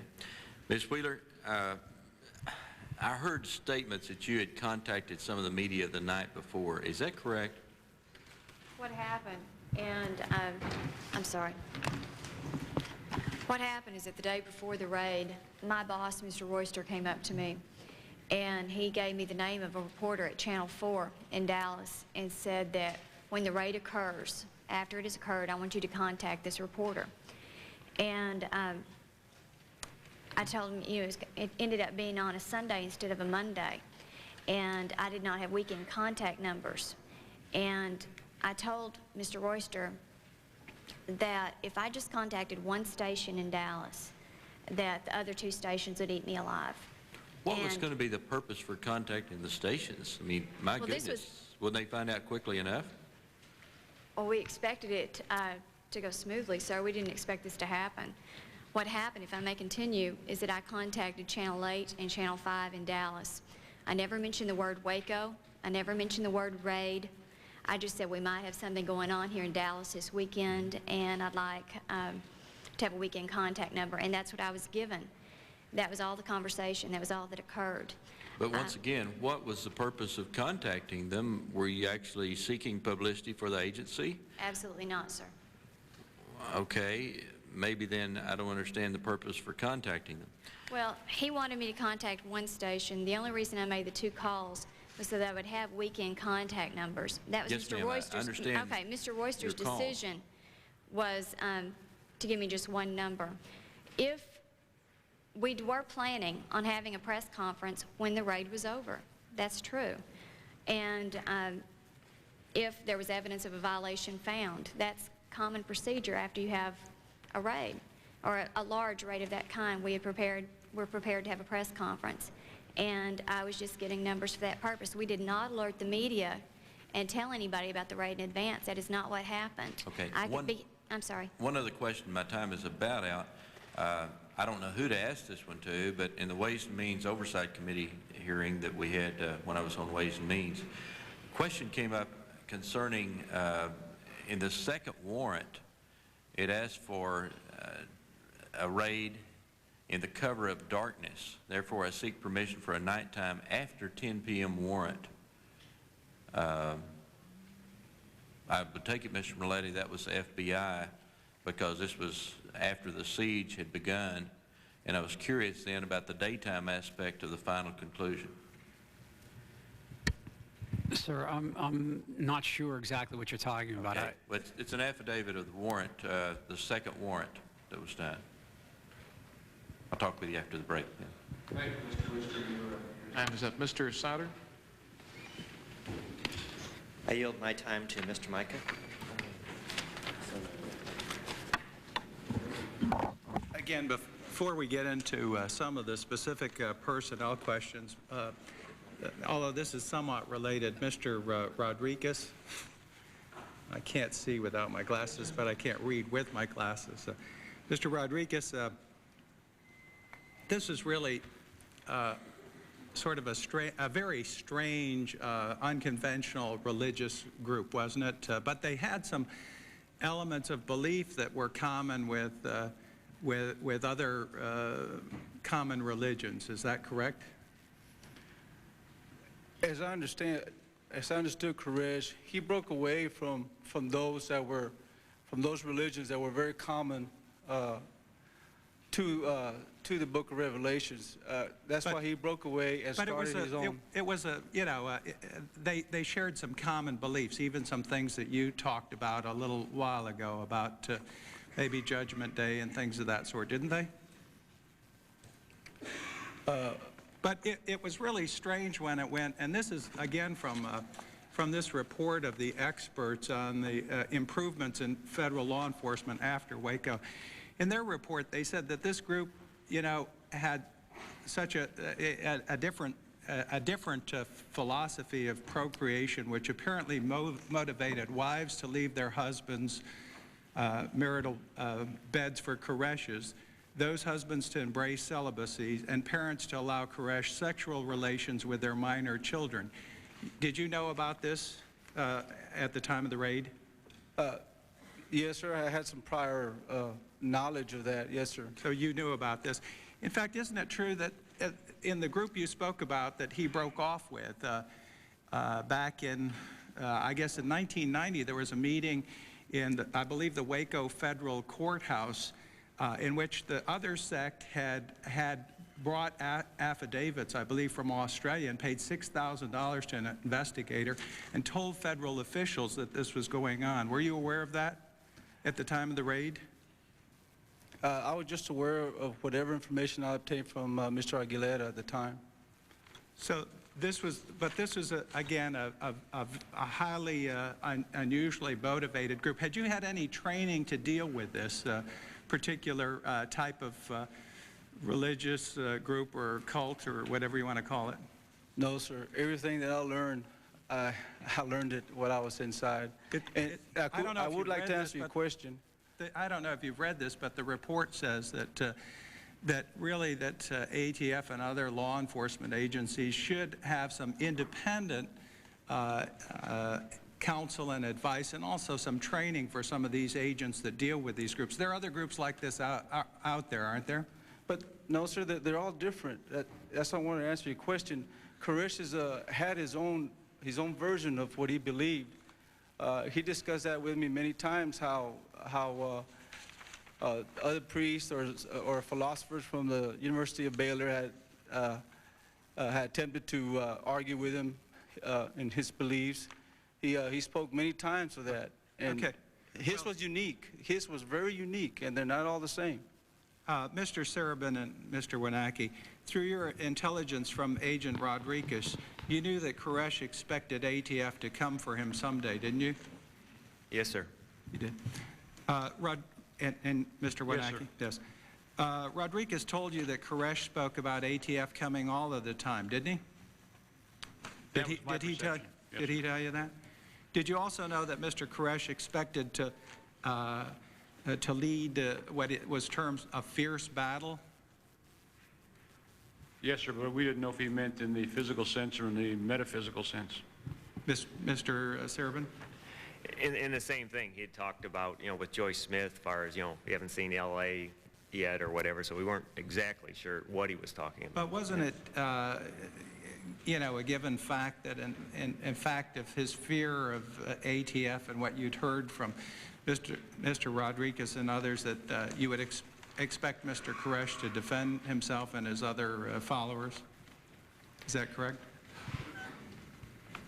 It's hard to say because, every criminal or whatever that we deal with, a lot of them say, I'll never be taken alive. I'm never going to, do that. So, I mean, I'm not an attorney, but this incident took place in Texas, and it's my understanding that they have some very specific laws, pretty much on the side of the individual citizen when someone comes and attacks their residence. Is that correct?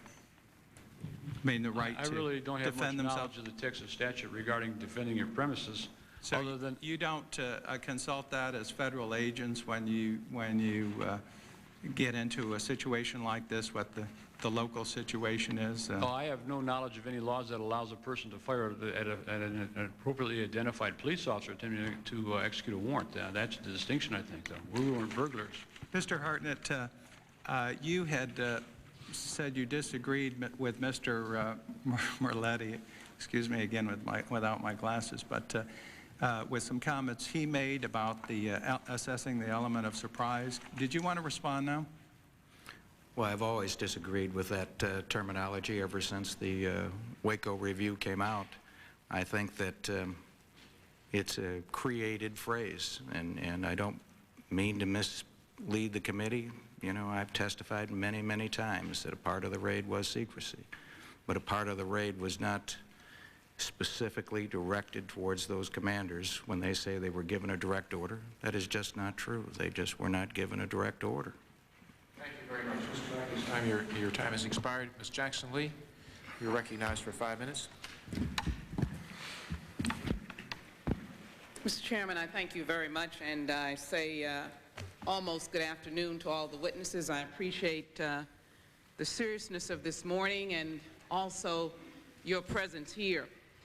I indicated, and I'll do this very quickly, that whenever I would begin these questions, I would always acknowledge that a tragedy has occurred and we have lost lives, ATF officers, children, adults, and it is certainly a tragedy. I'll also admit and indicate that I want this to be resolved so we don't see this happen again. We need to coordinate federal law enforcement agencies so they talk with each other and work with each other. We need to get a greater understanding and knowledge of cults or SECT sects, or however you would want to describe those whose beliefs are far different from many of us. And Mr. Hartnett, I really appreciate the affection. This is not a question for you, sir. I just want to appreciate the affection and respect that you have for the men and women upon which you had supervised. Let me simply suggest, however, that common sense was not in place. Secrecy, element of surprise, semantics. If we were in a situation that would bring about this tragedy because the surprise was eliminated, then we have a situation that we should have pulled back on. But I do want to move forward to questioning, and I want to welcome the Deputy Secretary of the Treasury, for I know the responsibilities, Mr. Altman, that you would have had, and this is a series of questions because last week in your absence, there was much made about a memorandum that is recorded in the documents as 0001-9008, and I hope all of the committee members will have this in front of them. It was dated April 15th, 1993. Much was done with this, and it was waved around, and it was suggested that there was, in fact, a cover-up, a conspiracy, that you may have been in the midst of it. And I read this simply as a document of information. And I don't want to put words in your mouth, but I view this as part of your responsibility, fair responsibility to apprise your superior, the Secretary of the Treasury, and I find some interesting points in it, sir. Let me begin by asking you a question. Simply, why did you write the memorandum? It was my practice to communicate, often in writing, to Secretary Benson matters of significance that were occurring in the department or that I was involved in. And this was written on April 15th. As I understand it, the FBI took over the HRT team on March 1st, 1993. This was written April 15th, 1993, another famous day in your life as well. I imagine everybody's filing taxes at that time. But in any event, did you, by this memorandum, in light of the fact that the FBI had taken charge, expect Secretary Benson to do anything with this memorandum, make any decisions, call off any actions with this memorandum? No, I didn't. The memorandum itself makes clear that this was the Attorney General's responsibility. So did Secretary Benson have any authority at that time, on April 15th, 1993, to engage in any activity regarding this very tragic situation? No, he didn't, and I find suggestions that he somehow failed to exercise his responsibility in those matters quite misplaced. You go on to say, and I appreciate the words that you offer here, you talk about the gas, but you have an interesting, and we're not expecting you to be an expert on the gas, and I don't pretend to be an expert, and we will have those who are. But you do say that the gas would not be followed by an assault. A simple statement, but at least a hopeful statement, which might suggest, and again, I don't want to put words in your mouth, that there was not this conspiracy to do something tragic. You obviously was hoping that something more tragic would not happen, because had we not already had deaths that occurred already? So there were tragedies that occurred on the date of the raid. ATF officers and Davidians were lost. So what do you think you were saying when you said the gas would not be followed by an assault at that time? My recollection is that that's what Ron Noble informed me of. You were conveying that information from another individual in Treasury who we'll hear from as well. Is that my understanding? Well, the memorandum begins by noting that Ron Noble informed me of the Attorney General's weighing the FBI request and so on. You mentioned some comments about the gas, but are you an expert in the elements of this, qualities of the gas? No, I know nothing about that. About dissipation or anything else, you would not be an expert? And so you might also have been conveying information at that time? That's the only possibility. You have another sentence here that says the risk of tragedy, and I think I asked something similar just earlier, but let's try to explore that a little bit. The risks of a tragedy are there. Again, this raid took place at least almost 2 months prior. About that time, a tragedy had occurred already. Is that correct? Lives, as I said, ATF officers, you were aware of that? Yes, ma'am. You were aware that lives had been lost, yes. The Davidians as well. And so you were not saying anything more that was already going on. It was a tragedy that was now occurring. Is that my understanding? Or would you want to expand on that? Let me again not try to put words in your mouth on that. Well, I think my point was just to reflect instinct that using such gas on the compound involved risks. My comment related to the prospective action, not the past action. And again, was it based upon information that you had received, or just that you were making an assessment just on your own maybe beliefs or thoughts? It was instinct. And In that assessment, however, you would not call yourself an expert. No, ma'am, far from it. You did not have any ability at that time to call off any potential action. No, ma'am. And so this is an informational memorandum. Yes, it is. I thank you, Mr. Deputy Secretary. Jackson Lee. Mr. Ehrlich, you're recognized for 5 minutes. Thank you, Mr. Chairman. Mr. Rodriguez, I appreciate your testimony here today. I want to get back to the chronology of events, just so everyone understands what went down and when. Picking up on your earlier testimony, 2 phone calls, you're with Koresh, correct? He gets very nervous. Can you pick up the chronology of events from that time? Yes, sir. Please. As I said, he turned to me and said, Robert, neither the ATF or National Guard will ever get me. He said, they got me once, and they'll never get me again. When he said that, I put my head down, and what clicked on my head was when he said National Guard. At that time, I thought maybe I had stayed in there too long, because I was supposed to come out by 9:15. And what time was this, sir? Oh, sir, it was before 9. All right. And I looked down, and I kept wondering if I stayed in too long. At that time, he gets up, and he walks over to the window directly in front of me. He opens up the shade, looks out both sides, and I'm looking at him. And again, he turns to me and says, they're coming, Robert. The time has come. At that time, I knew for sure that he knew he had been tipped off. And what did you do next?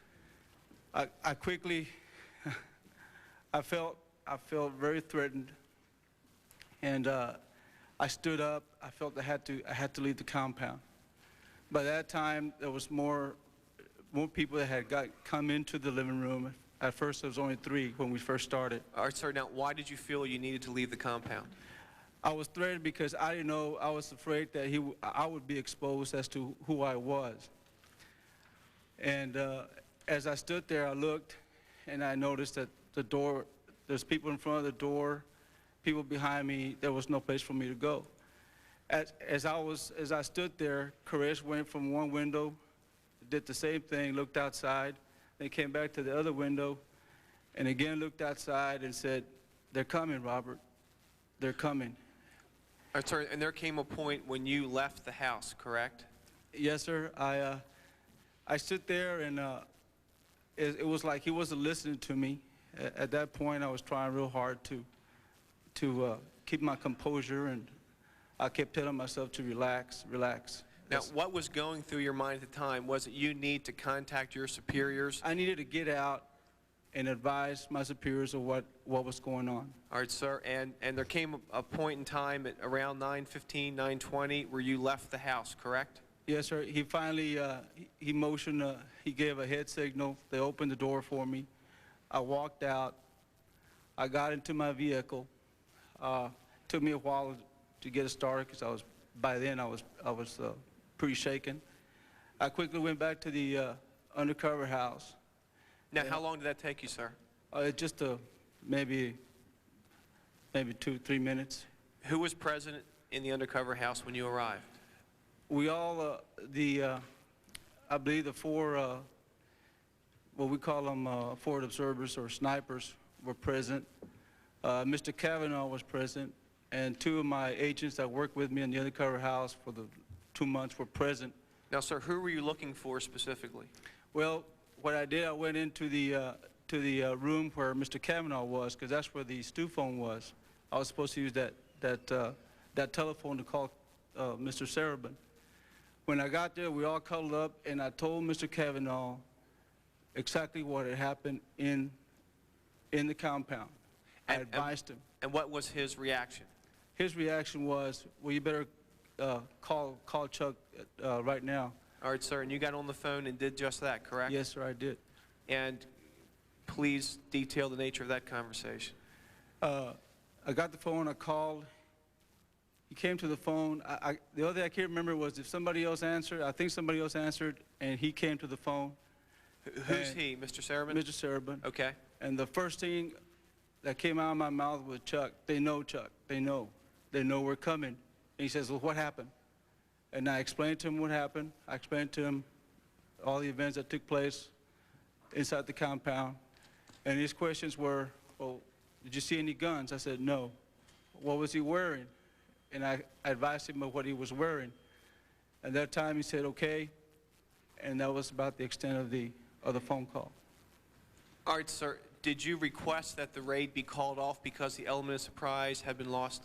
No, sir. At that time, I really didn't have a chance. It was a real quick question and answer thing. He asked me what he was wearing. He said, okay. And he hung up. That's why I quickly left the undercover house to go talk to him at the command post, because I wanted to have a more of a lengthy conversation with him about the events. And, sir, your purpose with respect to the subsequent trip was to convince your superiors the raid had to be called off? Is that correct? Yes, sir. I would like to make one point on how I stood on that. If I had arrived at the location and advised Mr. Serban of what had happened, we had a chance to discuss it, and even if I highly protested their decision to go, if they would have asked me to go with them as what my duty as an agent for the government of the United States and to enforce the laws of this country, I would have gone with him, even though knowing that the element of surprise had been lost. I understand that, sir, and I appreciate that testimony. My time's running out. Please detail for me the next event, which was your meeting with Mr. Serban, correct? No, sir. I arrived at the command post, and the first thing I asked was, "Where's Chuck? Where's Chuck?" And they advised me that he had left. At that time, I started yelling, and I said, "Why? Why? They know we're coming. They know we're coming." And what reaction did you get? What response?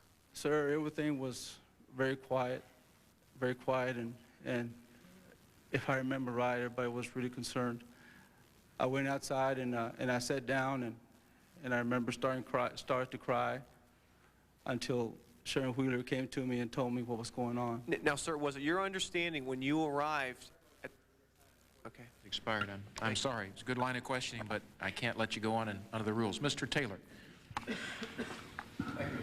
And Mr. Rodriguez, if you would, I'd like to continue with you. Yes, sir. Mr. Rodriguez, you've had now a couple of years to look back on everything. Do you think that Koresh knew you were either an informer or an undercover agent now that you look back on it? Mr. Taylor, you know, Koresh was suspicious of everybody. Everybody. Anybody that drove by the compound, anybody that walked in the compound. You know, it's hard to say. All I can say is whether he knew or not, I was able to obtain the information that was needed. And I knew how far exactly I could go, because he wasn't stupid. No, he certainly was not. Anybody can control that many other people's minds and get them to do things.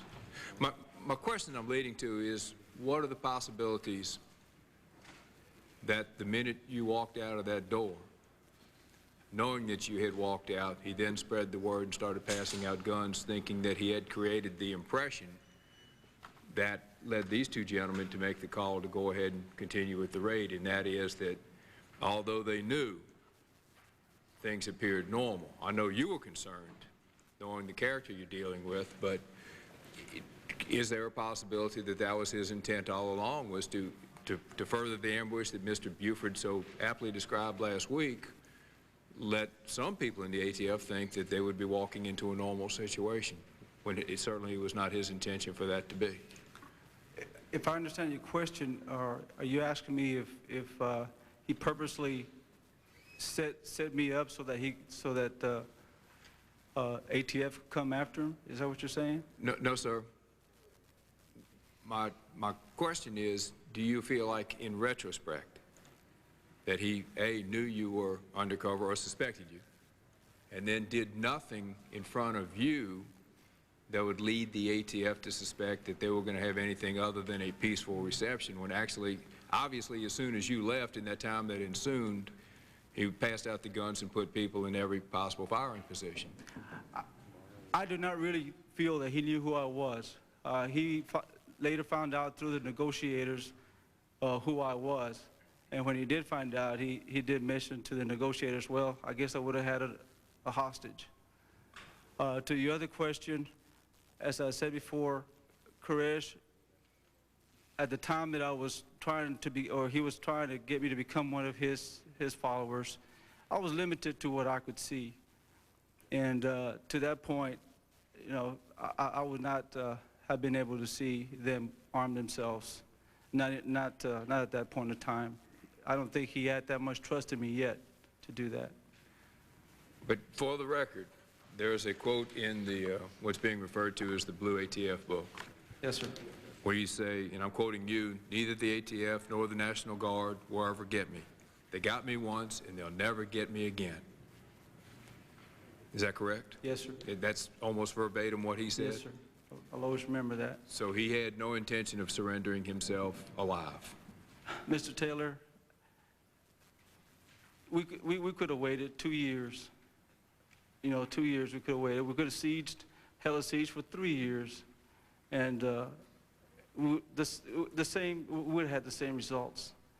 Mr. Rodriguez, I do not doubt that. You don't have to convince me. I've read both sides' testimony. It was he had so much faith in his beliefs that for him to change his minds in front of his followers would really make him lose face with them.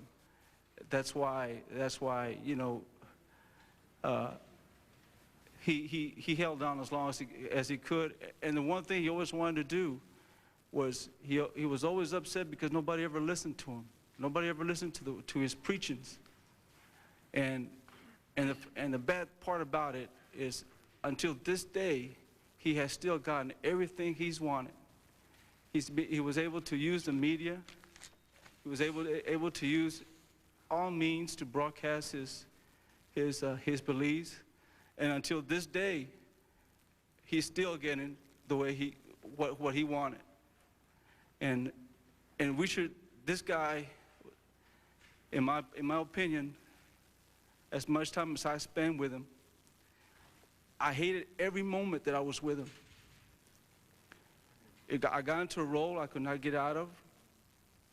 I hated what he preached. I hated being around him, and I hated to pretend that I believed in what he was preaching. He was a sick individual. This man, all he did, in my opinion, spending the time with him and hearing what he preached, to me, he just used the Bible for his own personal gains. And as a result, the followers believed in what he said.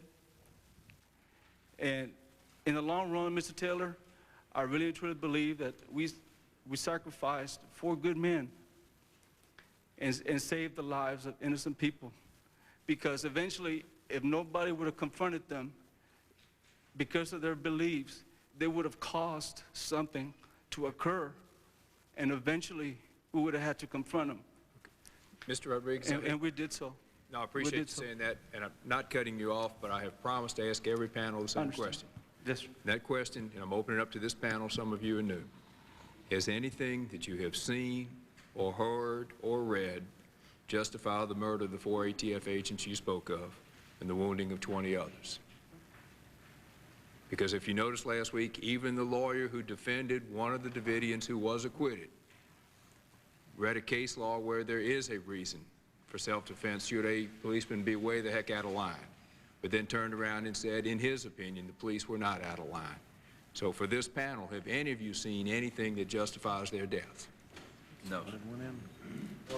Mr. Williams?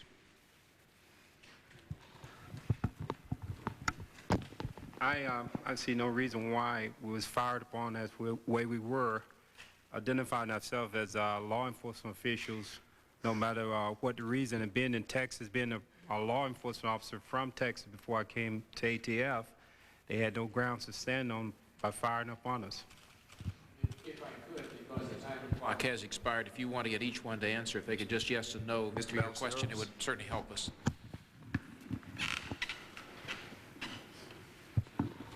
There's no reason why they should have fired on us the way they did.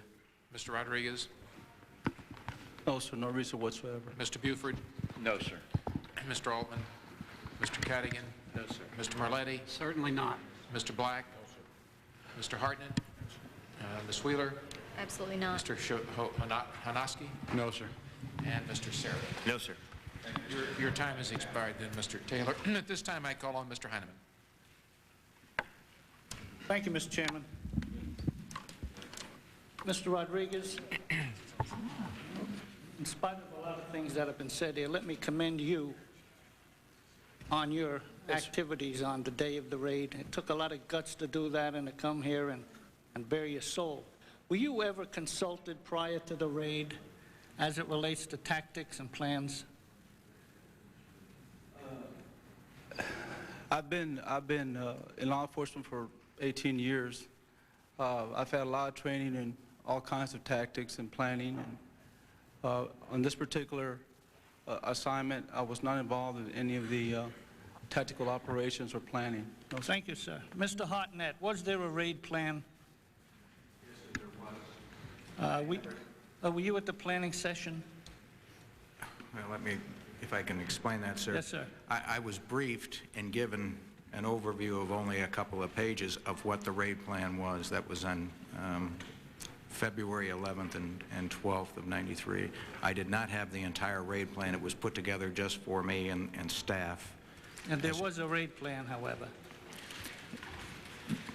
Yes, there was a raid plan. Do you know who put that together? The raid plan was put together by Hanowski, Sarabin, the SRTs. We've been criticized because, from what I gather, and that's why I want to make sure you understand, that we had pieces of it, if you know what I mean, that they hadn't brought it together. It was right in the middle of an order going out to the field, giving them specific instructions on how to written raid plan, how to bring it together and forward it forward. Well, it was out for coordination at the time. Now, Mr. Hanowski or Sarabin would have to answer if they actually put it into one package at the time before the raid. What I received was written, but very, very abbreviated. The planning session, Mr. Hajnaki, and I'm not quite sure how to pronounce your name. Are we doing you an injustice? Is that Hajnaki or Hoynatsky is the way my father would say it. Excuse me? Hoynatsky is the way I would say it. At the planning session, what were the options as it relates to executing that warrant? Well, there were several days of planning sessions, sir. When we initiated planning, we started out with preliminary discussion of probably any kind of option any of the participants could come up with. Things that were, I won't say clearly out of line, but just from the far ends of both ends of the continuum, and brought it down to, or narrowed the items that we would discuss further to the kinds of things that we have been discussing all week. A long-term siege, what's been called over the last several days a dynamic entry technique, the luring of David Koresh off the property and attempting to arrest him somewhere else, and instead coming back to execute the search warrant, and possibly other options that I can't think of the top of my head right now, sir. Were you under any pressure to favor a dynamic entry?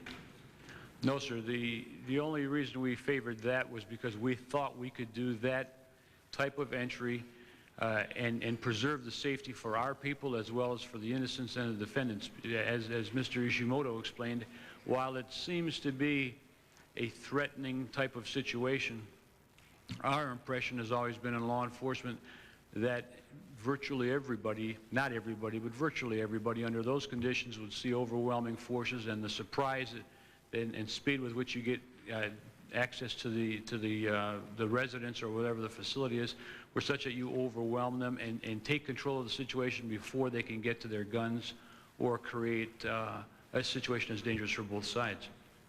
But the surprise element was lost, is that correct? Oh, yes, sir, it was. Okay.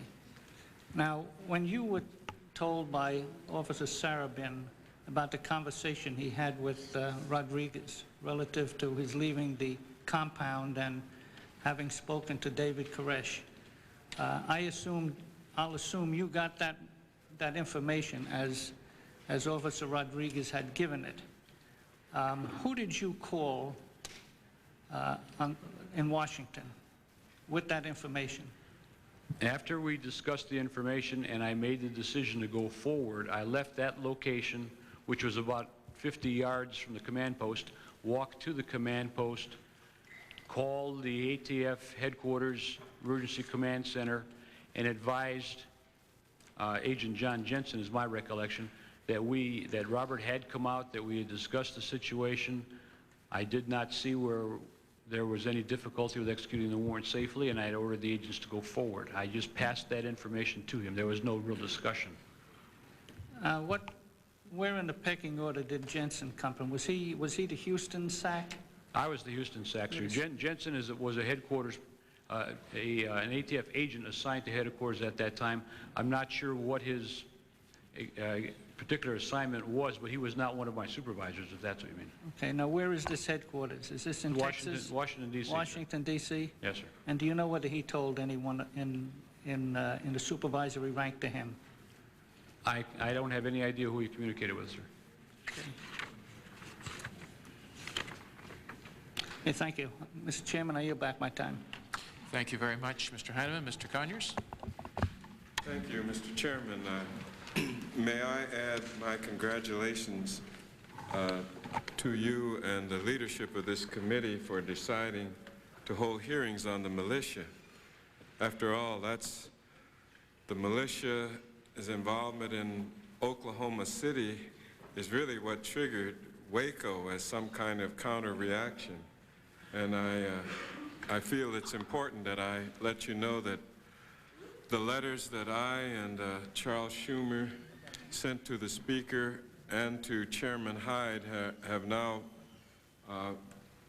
been observed, and it's never too late for those hearings.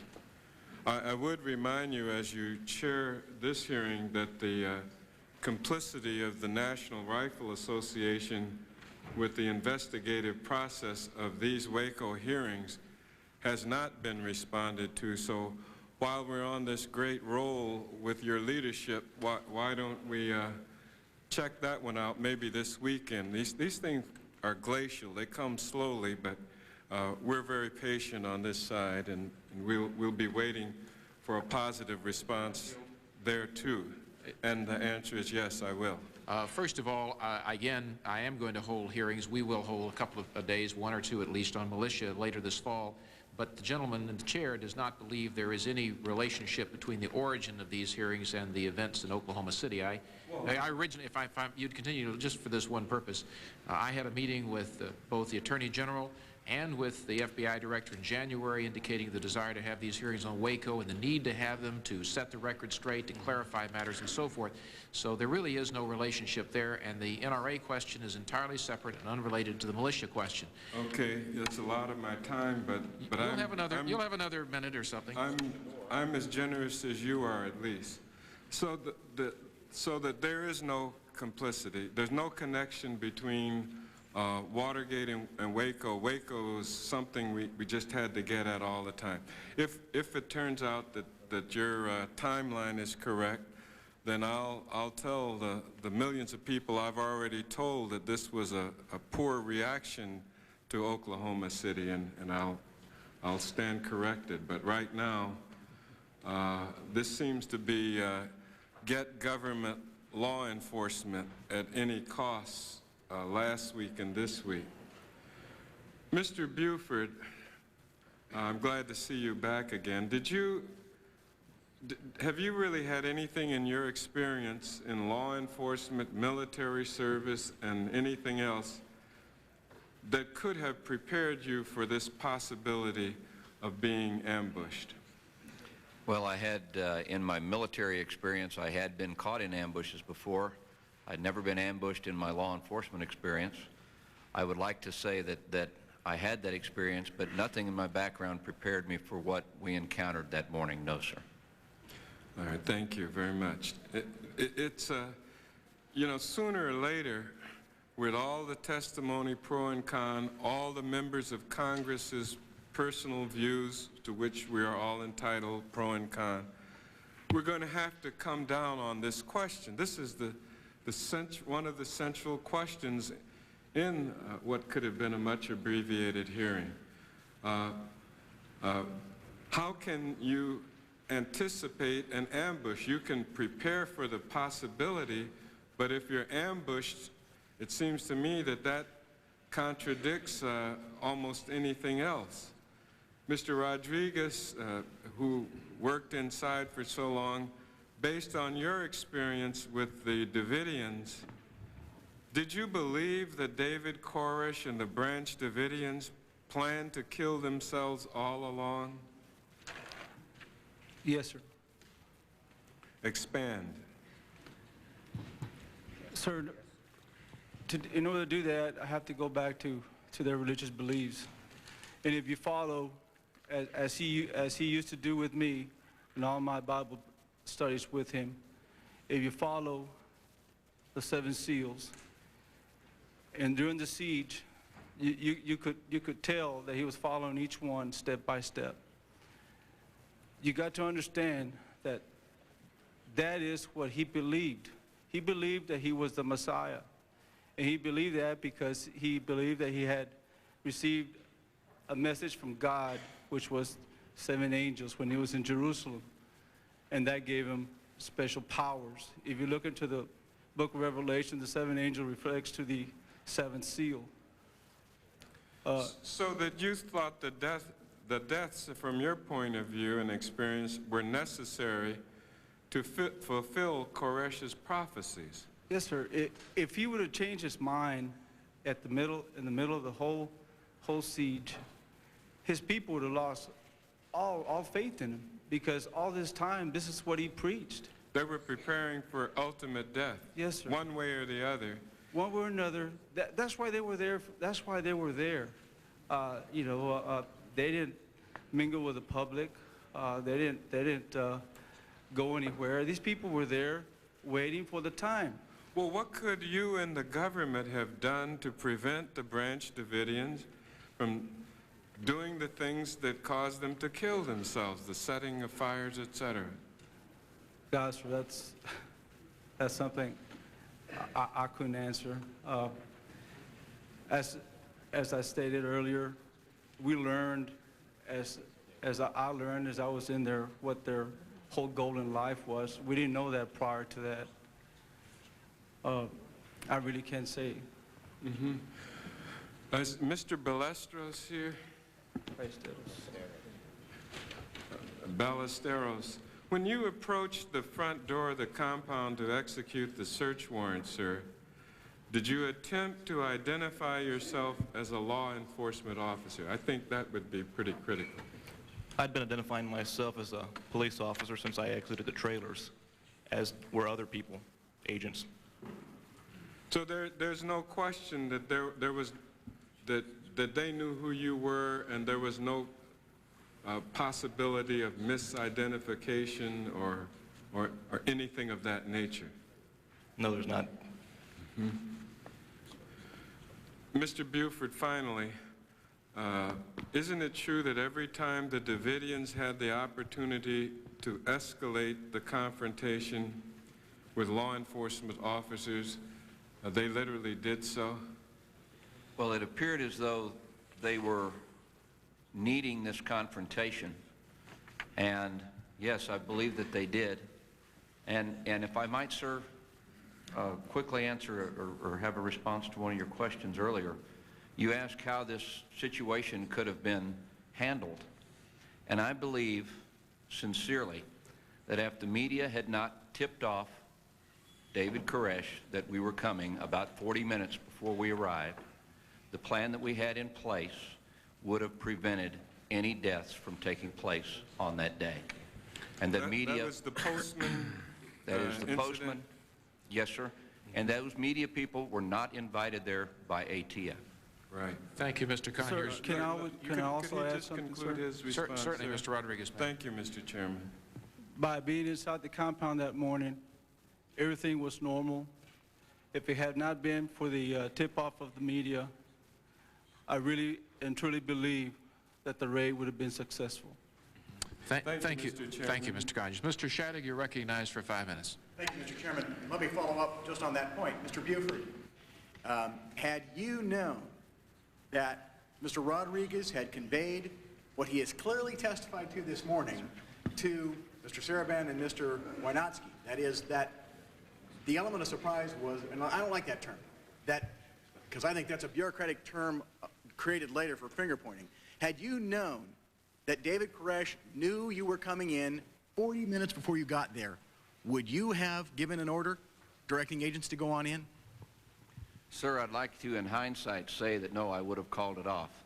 But the information that I tried to obtain from Chuck Serban at the time when he came in and told us what Robert had said, I asked, where are the men? And my biggest concern in executing this warrant was being able to get in as closely as possible and having the men separated from their weapons. Doesn't seem to me you could get in very close when they knew you were coming and you knew they had tons of weapons. Sir, we were able to get to the front door before they started shooting. Had they have known that we were in those trailers, they would have started shooting at us as we arrived in those trailers.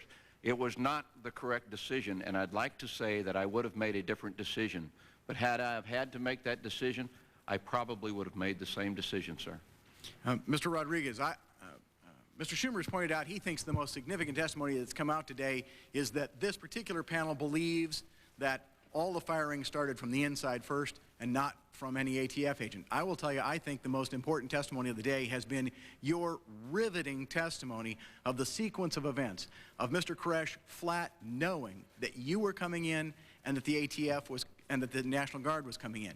I want to go back over that. You conveyed that, you believe, to Mr. Serban, is that right? Yes, sir. Okay.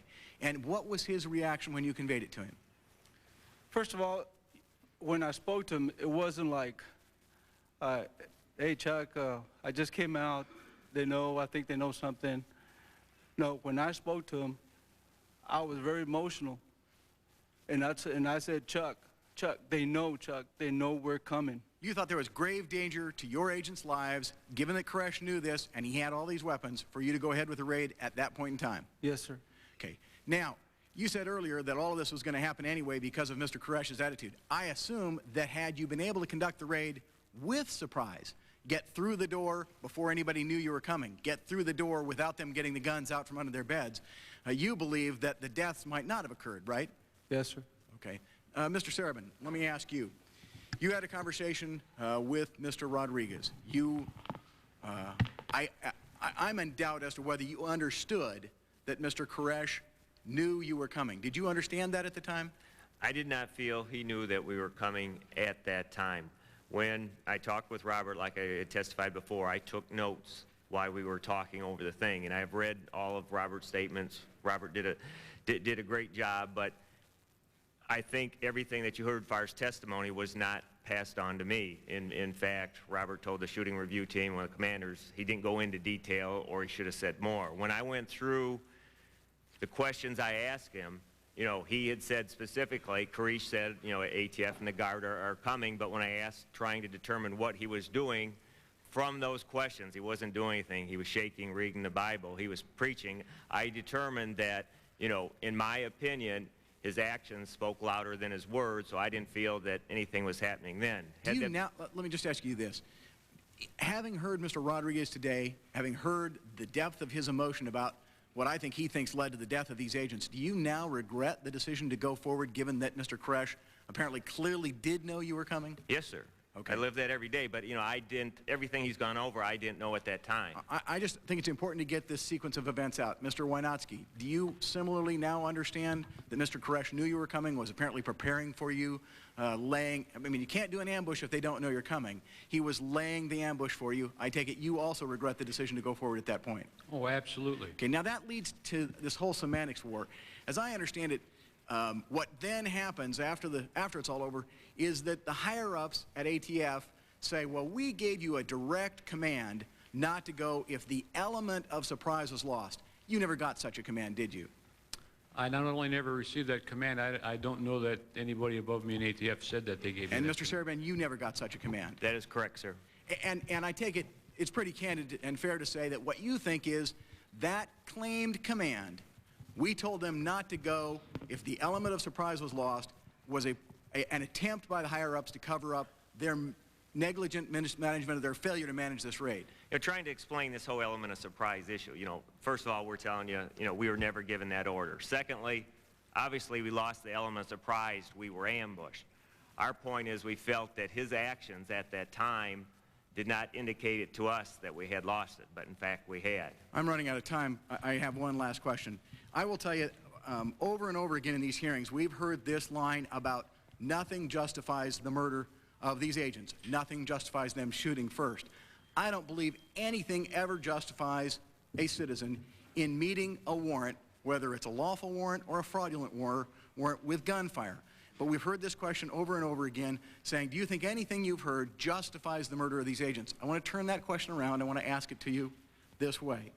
Is anything you've heard about how evil David Koresh was, would any of those things justify this Congress in ignoring its oversight responsibility and refusing to look and see if mistakes were made or sloppy practices were used, which by the federal law enforcement agents in the lead up to the Waco raid, which resulted in the death of 4 agents, the wounding of 20 other agents, and the deaths of 80 civilians, including men, women, and children?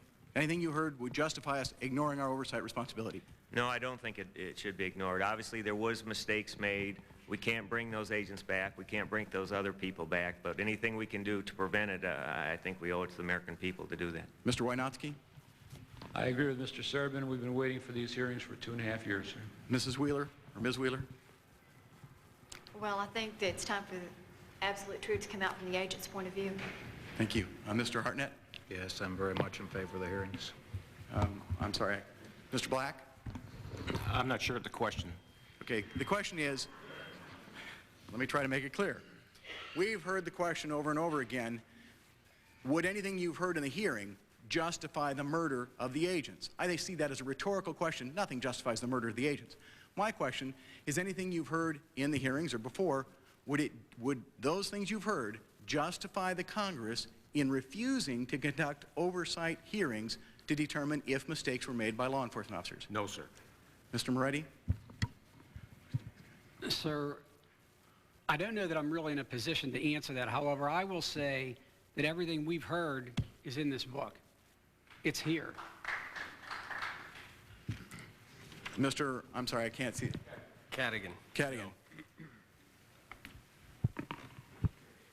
Sir? Oh, I think it's perfectly appropriate for the Congress to hold hearings on this. Mr. Buford? Yes, sir. It's appropriate. Mr. Rodriguez? Sir, Phil and Winowski know exactly what happened. To this day, I will stand by what I said and what I've told them. I have never changed my story. They have changed theirs many times. And until this day, they can still sit there and lie to all the agents of ATF that what I said, what I supposedly said was not said. And it really aggravates me because for 2 years, I have waited and I waited for some chance to tell all the agents what really happened. Those 2 men know what I told them, and they knew exactly what I meant. And instead of coming up and admitting to the American people right after the raid that they had made a mistake, that the element of surprise had been lost, that the agent had advised them that they knew they were coming, instead of doing that, they lied to the public, and in doing so, it just about destroyed a very great agency. Mr. Ballesteros? I'd like to concur with Mr. Milletti. There was a lot in the Blue Book that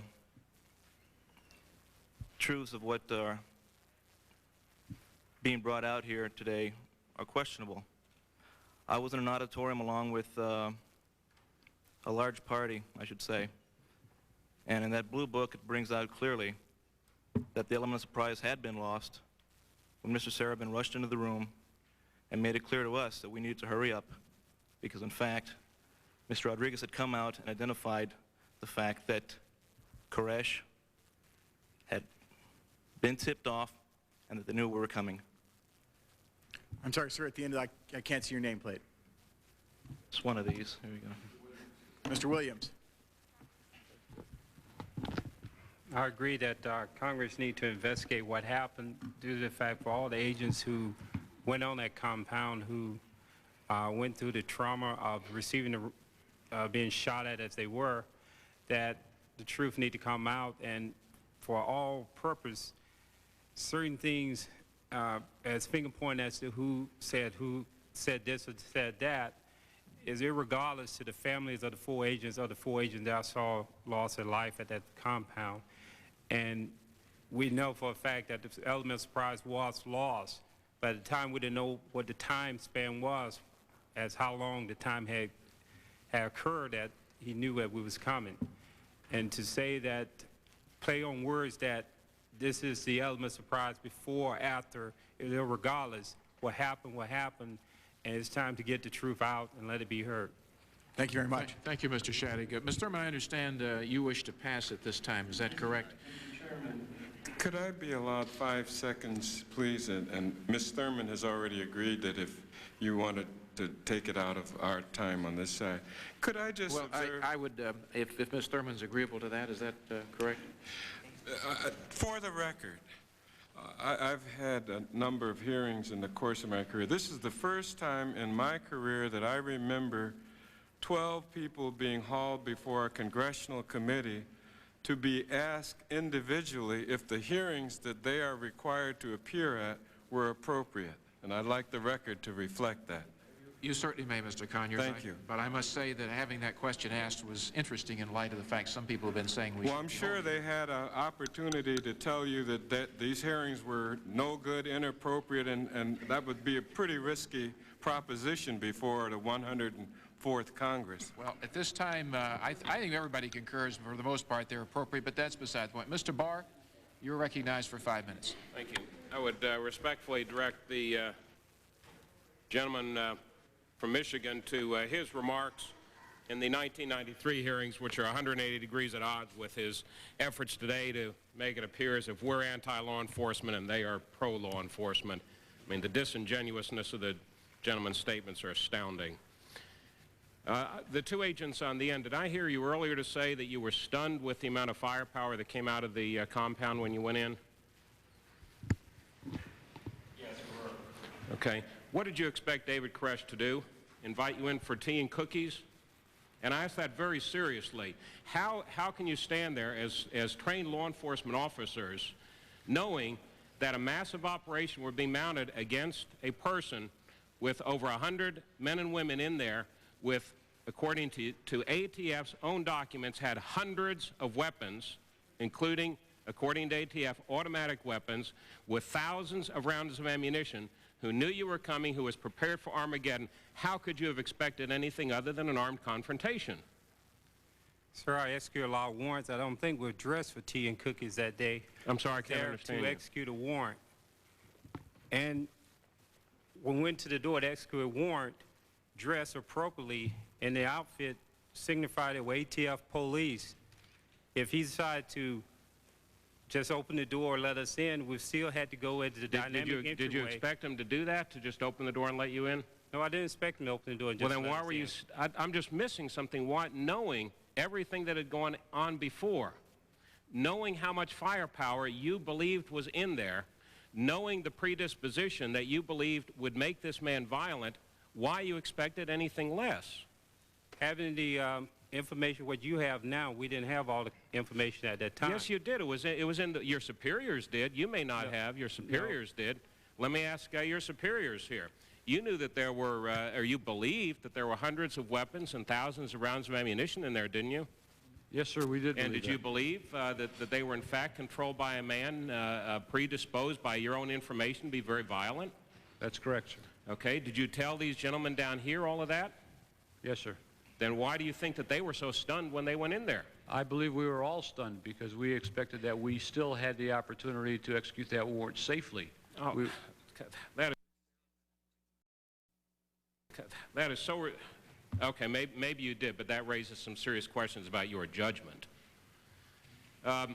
Miss Wheeler, who is Bill Johnston?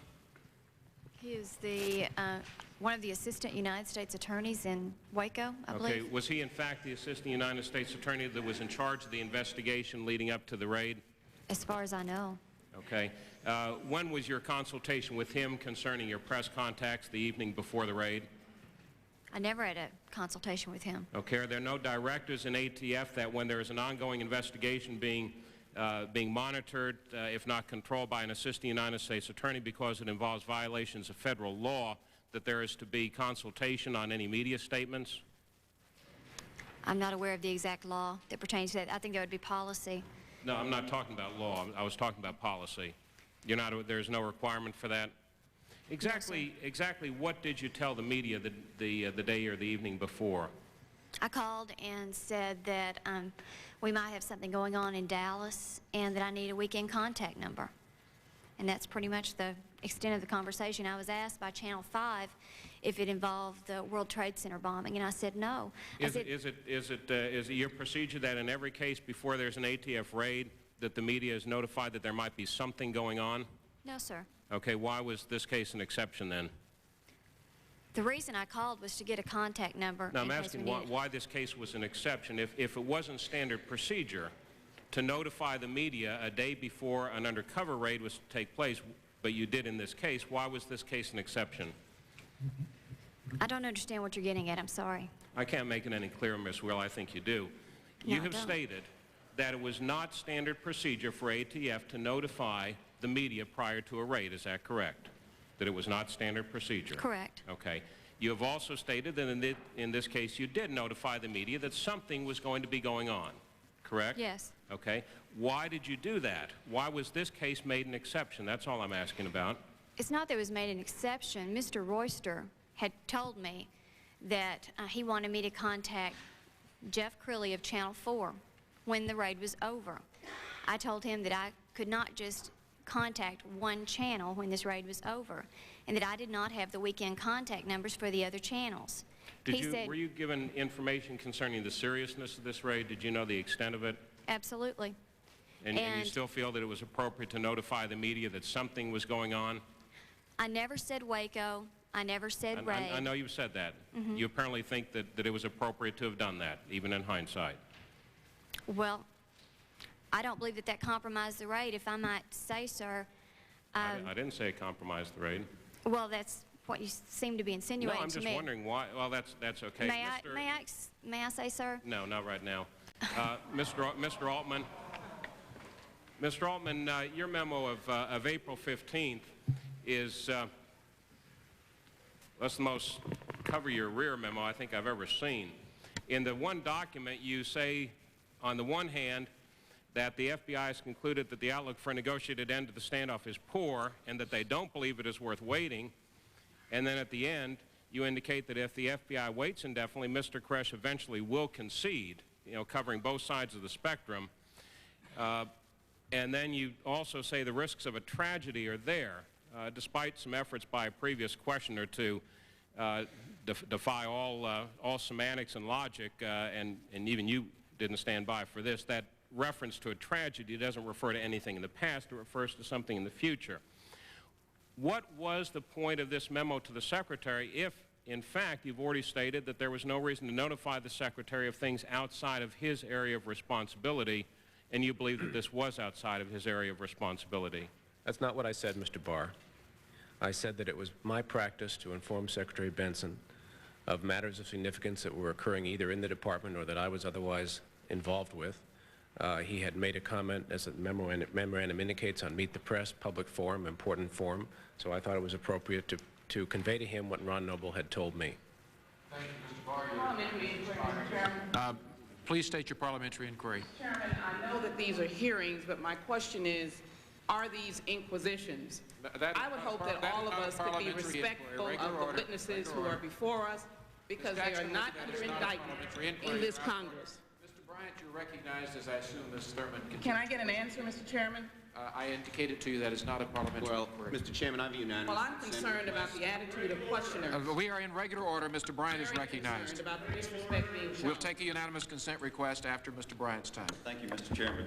Mr. Williams and Mr. Ballesteros, were you the two people at the door with the warrant serving it?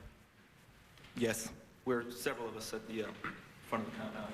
Okay, now, I talked to Mr. Serban the other day and asked him where the warrants were. We're dealing with a search warrant and an arrest warrant, either of which could have been served separately. But are you saying today that one of the two of you had these pieces of paper, these warrants to execute? I didn't say that today. Who had those? I don't know. I would imagine the case agent would. Well, why were y'all at the door if you didn't have the warrants to serve to whoever opened the door? We'll run search warrants in the past. If there's a warrant signed, then we have legal access to the premises. Okay, and regardless of who's carrying it physically. This was not a no-knock search. You had no authority to kick the door down. It was not a no-knock search, was it? I don't know if there's such thing as a no-knock search, sir. We knock and announce every time we run a search warrant. Okay. Well, the magistrate can order a no-knock search, but this was not one of those, so you had to knock first. Now, were you at the front door of the house? Yes, sir. Okay. And ordinarily, if this were just a regular XYZ case and you and Mr. Williams went out to a regular house to serve a warrant, you'd have the warrants with you, would you not? We always do, sir. Okay. When you went up and knocked on the door, the person comes to the door, you would serve them the warrant. Is that correct? That's correct, sir. Okay, so that day when you went up to Mr. Koresh's front door, who had the warrants to serve it on him when he answered the door? Someone behind us, sir. What was your job? Why were you up there? To secure the premises. In what sense? Once we knocked and announced and made entry to secure all the inhabitants inside for their own safety and for our safety. So if somebody opened the door, was this the plan? If somebody opened the door, you were supposed to force your way in the door and secure the area inside? And then somebody would bring the warrant in later and serve it? As they open the door, sir, we identify ourselves, advise them we have a warrant, and we proceed inside. Okay. Do you know how far back the lead truck, the lead cattle truck, stopped? How far away from that front door was it parked? I couldn't tell you, sir. Did you come up in it? I was in the second cattle trailer. And how far did you have to walk to the front door from the second cattle trailer? From the time I exited the trailer to the front door, possibly 50 to 60 feet. Okay. Now, Mr. Buford, you've testified dramatically the other day, and I appreciate the service you've given to this country, but you testified a few minutes ago in relation to Vietnam and so forth that you never expected anything like this at Mount Carmel, that you'd gotten to the door, and but wouldn't you expect under the circumstances that, I think you said that he would, if he was going to shoot, he'd have shot at the cattle trailers. But if it was truly an ambush, which is what I think everybody has described from the beginning, that you guys were ambushed, that he would let you walk in and lure you in, much as they did in Vietnam. They let you walk right into the ambush, let you climb on the roost before they started shooting. Yes, sir. They definitely got us in their kill zone. The kill zone that they had set up at that time was the parking lot in front. They would have been at a tremendous disadvantage if they'd have let us get inside. They had it perfectly laid out so that we would be in front of the building, right in the kill zone that they had determined. Okay, so it really is not a surprise to you now that they didn't shoot at you when you were coming up in the cattle trailers, but rather let you get out and come right on into their zone of fire. No, sir, it surprised me that they didn't, because had they have opened up on us just as we got into the trailers, they actually, for a proper ambush, if it had been coordinated properly and they had known we were in those cattle trailers, they could have killed nearly everyone before we were able to get out of the trailers. And fortunately for us, the cattle trailers worked. We used them to surprise in order to get up there without them knowing we were in them. I feel sincerely, I know this to be a fact, had we have not been in those cattle trailers, we would have taken unbelievable casualties, because he would have known it was us. They could have opened up with those 50 caliber weapons and the other weapons prior to our arrival, and our casualties would have been tremendous, and our 9mm handguns would have done us no good. Well, again, not to argue, but I find it difficult to believe a man of Koresh's mentality at that time would have been fooled by the fact that there were two cattle trailers pulling up into his driveway and down his driveway. I'm sure he was suspicious that something was going on. Yes, sir. In fact, I believe one of the Davidians that came out testified to the fact that he wasn't sure that it was us, and that's the reason he went outside to run these farmers off that had pulled into his driveway. And I believe that's testimony from someone inside the compound. Mr. Merletti, you're from the Secret Service. You were part of the non-biased folks from the outside that prepared this report. there's still a great deal of finger-pointing going on, as I've seen the time I've been here this morning, as to whether or not this surprise, the secrecy had leaked out, and who knew what when. You gave testimony earlier, though, that you had interviewed some 61 field agents, some of the people in the staging areas. Yes, sir. I mean, is there any doubt in your mind that the word was out, that, like Mr. Rodriguez said, that Mr. Koresh knew about this, and these folks were going into a situation where where the Koresh people had 45 minutes to get ready for them? Absolutely, the element of surprise was lost, and ATF management knew that. As a matter of fact, who is the management you're talking about? I'm sorry, who's management? I personally interviewed Mr. Sarabin in, I believe it was late June, and when we got to the point of discussing what he said at the staging area, which what he said was repeated over and over, "Hurry up, Koresh knows we're coming." When I asked him about that point, he initially said to me, "I didn't say that." And I pulled out the paper that I had showing we've interviewed 61 people that said they heard you say that. How can you deny saying that? He then gave a story, something about, well, I was trying to quote Robert Rodriguez. The story was very evasive. I then told Mr. Sarabin that we were going to break for lunch and that I would be back in about an hour and a half. There were two people conducting the interview. It was myself and another agent named Fred Clare.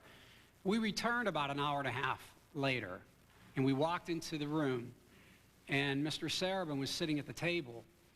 I'll never forget, as I was taking off my coat and hanging it up, he said to me, "What did you bet?" I said, what do you mean? I thought he meant, did I go out during lunch and buy a lotto ticket? And he said again, "What did you bet?" I said, "I don't know what you're talking about." And he said, "I'm sure you all made a bet on what I was going to tell you when you came back." I said, "We made no bet." As we were sitting down, Mr. Sarabin spontaneously said, "I knew, Koresh knew we were coming." Mr. Clare asked him on a scale, a percentage scale from 0 to 100, how sure were you that you knew Koresh knew you were coming? He said, "I was 100% sure." We then went to Main Treasury with Mr. Sarabin, at which time he repeated this story in front of the project director, Mr. Moulton. He then told us, "I feel that I need to call Phil Wynowski this evening to tell him that, in fact, I have told you what I told you today." The next morning, we met again to continue the interview. At the beginning of the interview, Mr. Sarabin said, "I want to make a few points. Number one, I want to change the statements I made yesterday as to my knowledge of Koresh knowing we're coming." We asked, what are you doing? And again, an evasive story. We asked, "Who did you talk to last night?" And he said, "Phil Wynowski." Thank you, Mr. Bryant. Your time has expired. With Ms. Thurman still reserving her time, I yield to Mr. Blue. Thank you very much, Mr. Chairman. I'd like to thank all the witnesses for their testimony. These are difficult issues, and I hope you'll bear with the committee as we ask some tough questions here. I want to get back to the question of intelligence and the undercover operation, because I think this is very important. I think that some of the problems associated with the undercover operation and the intelligence clearly led to this tragedy for the ATF and those agents and their families. And I wanted to ask some very basic questions, Mr. Rodriguez, if I could, about the undercover operation. Did you use a different name when you interacted with the Davidians? Yes, sir. What was that name? Robert Garcia, not Gonzalez. Not Gonzalez, as had it initially been.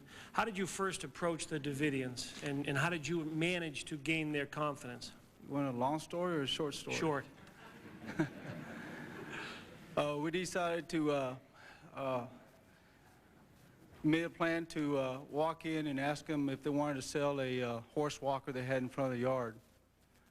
And since we had been pressured to to go in and infiltrate. We worked out that scheme, and an agent, Mr. Wade Brown, and I walked up to the compound, or drove up to the compound, and when we got there, we were immediately surrounded by numerous men, and we asked for, we just asked if they wanted to sell the horse walker, and that was the first time I met David Koresh. Well, we've heard a lot of testimony, some from the Davidians, Mr. Thibodeau specifically, who seem to indicate that the cover was compromised from the very beginning. Did you sense that that you were marked by Koresh as some type of police agent? I'm sure that he was trying real hard to find out who we were. We did have a lot of problems when we first started the undercover operation. Let me ask about that. Did you feel comfortable with the ruse, the cover, that you were college students attending a local technical school? Well, first of all, you got to understand that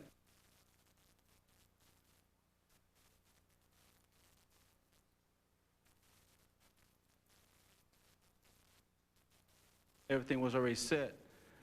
When I first got to Waco and first saw the compound, and we saw how the operation was running, all of us knew, or myself knew, that we were going to have problems. It was just too obvious.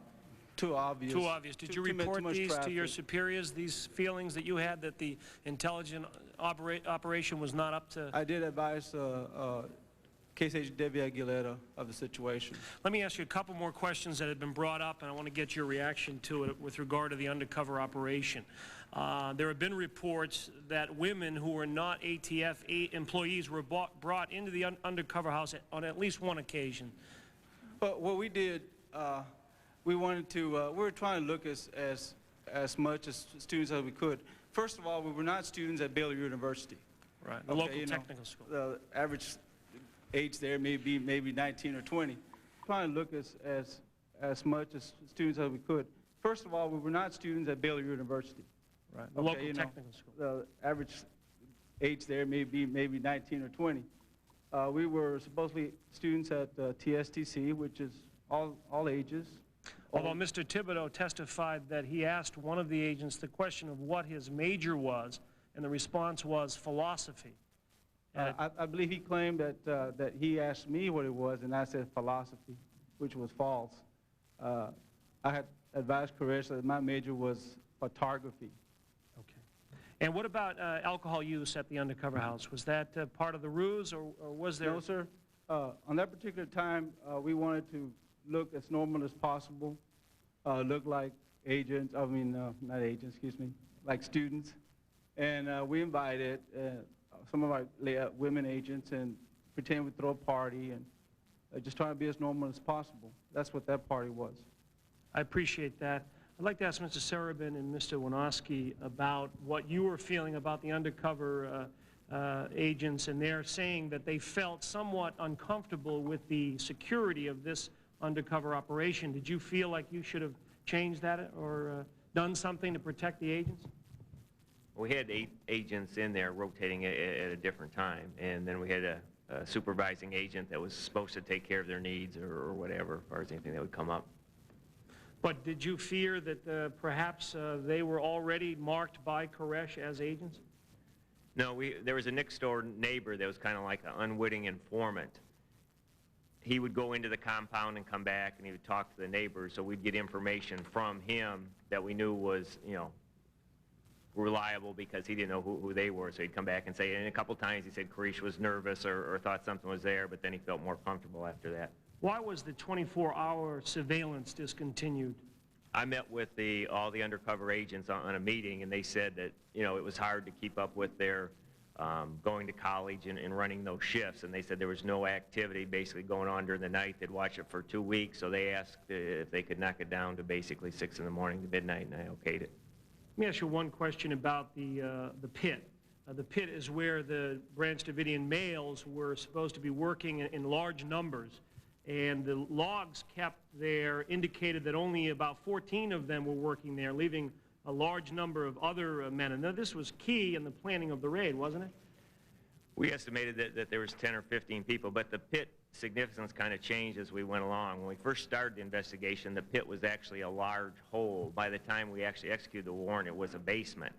The key significance was that after they had Bible study, in our opinion, like at 10, they would go work on something. And that's why you delayed the raid till 10 rather than early. Because they'd be working somewhere. At one time we could see them actually working in the pit, then underground, but they always went and did something. But you didn't expect that they'd all be there, or a large number of them would be there. I felt that a number of them would be somewhere at that time. Thank you, Mr. Chairman. Mr. Schiff, with Ms. Thurman still reserving, you're recognized for 5 minutes. Thank you, Mr. Chairman. Mr. Altman, I'd just like to go back over, please, the memorandum that you sent to Secretary of the Treasury Benson. You were at the time the number 2 person at the Treasury Department, is that right? Yes, sir. And your memo, which has already been discussed here, contains the words as you're describing on April 15th, the planned FBI plan to terminate the siege, which came about on April 19th.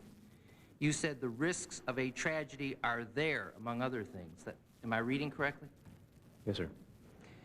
Did you receive any response from Secretary Benson about your memorandum from the point you sent this on April 15th to when the FBI actually acted on this plan? I don't recall whether we discussed it. I spent a great deal of time each day with Secretary Benson, and I really don't remember whether we discussed this after the 15th or we didn't. Now, excuse me for pressing a little bit here, but this is rather strong language. The risks of a tragedy are there. And you're saying you do not remember if you and Secretary Benson discussed it further? No, I was reflecting an instinct. I know nothing of the technical issues, of the assault-related issues, the gas. My reaction was just an instinctive one. But you felt it strongly enough to send a memorandum to your boss at the Secretary of the Treasury?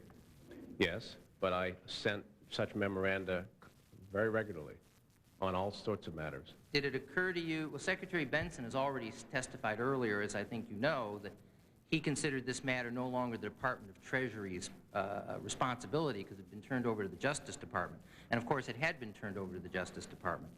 But for that reason, did you ever send this memorandum with your concerns to the Justice Department? No, sir, of course not. Why, of course not? Because this was as the memorandum itself says, this is the Attorney General's decision, and I can't remember any circumstances where I would send a memorandum to the Justice Department. Well, I understand this was the Attorney General's decision because the Justice Department had taken over this situation. But it began with the Treasury Department through the Bureau of Alcohol, Tobacco, and Firearms. Wouldn't in your opinion, then, the opinion and views of people in the Treasury Department be of value to the Attorney General before she made the decision to go ahead with this move, this attack? Well, not mine. Not yours? No, I had no background whatsoever in these issues. And so you're saying your memorandum wasn't worth anything? I said I wouldn't have proffered those views to the Justice Department because I don't think I was qualified to make any judgments. But you were qualified enough to send them to your boss, the Secretary of the Treasury. Yes, but that's the type of relationship we had. Well, I'm just going to let it go at that, Mr. Altman. Mr. Chairman, I'm going to take a moment here and just address something I saw this morning. I want to say that I'm very grateful that these hearings are being carried in their entirety by several networks, because I have to say with regret, I think a number of people getting their information from news stories, not in all cases, but in many cases, are not getting all of the information. In a national newspaper, I won't mention its name, but its first 3 initials are USA, they do a summary of the 3 days of testimony, and they start off with the re-rendition of the sexual abuse, the despicable practices of David Koresh on Curie Jewell. And it's complete with Ms. Jewell's picture. And in case you miss it, they put Ms. Jewell's picture in again, the letters to the editor section. And after doing that, they say, other witnesses testified about the now controversial use of the military in training agents for the raid. Well, with respect to that section, it's a little like saying, other than that, Mrs. Lincoln, how did you like the play? What was going on was that the military was being misrepresented to get them to provide training they would not have provided under military policy, because there was this mindset There was this mindset that ATF was going to conduct a military raid and nothing was going to dissuade them. And speaking of concern for children, I think it's terrible, terrible tragedy what happened to Carrie Jewell in that compound that she testified to. But speaking of children, the child caseworker from the state of Texas, Joyce Sparks, testified before us that in her opinion, the plan for a raid was a fatal mistake. And her words were, when I saw those ladders going up on television, I knew children were going to die. And my concern, Mr. Chairman, is that unless people have had the opportunity to see all of these hearings, they're not getting a lot of that information. That the tragic abuse which occurred to Carrie Jewell was inserted in this hearing to do to the headlines and to the media reporting exactly what it's done. I say that not because child sexual abuse isn't important. Of course it is. I used to prosecute such perpetrators many years. But the Bureau of Alcohol, Tobacco, and Firearms, it should again be emphasized, was making a raid to search for weapons violations and to conduct an arrest for weapons violations.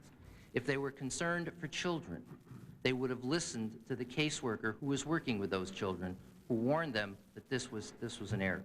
With that, Mr. Chairman, I yield back to you, Mr. McCollum, any time that I may have remaining. Well, I thank the gentleman for yielding. We're approaching the point in time where we want to take a lunch break. We're getting quite late into that.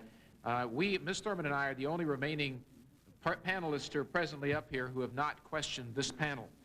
We are not wanting to have a second round of questions completely through this because the time involved, if we can avoid it, but there are quite a substantial number of very significant specific questions that only the ATF and some of you who are here today can answer that really should be brought out. I think the public needs to have us ask these questions so you can respond to them, and they've not yet been asked today.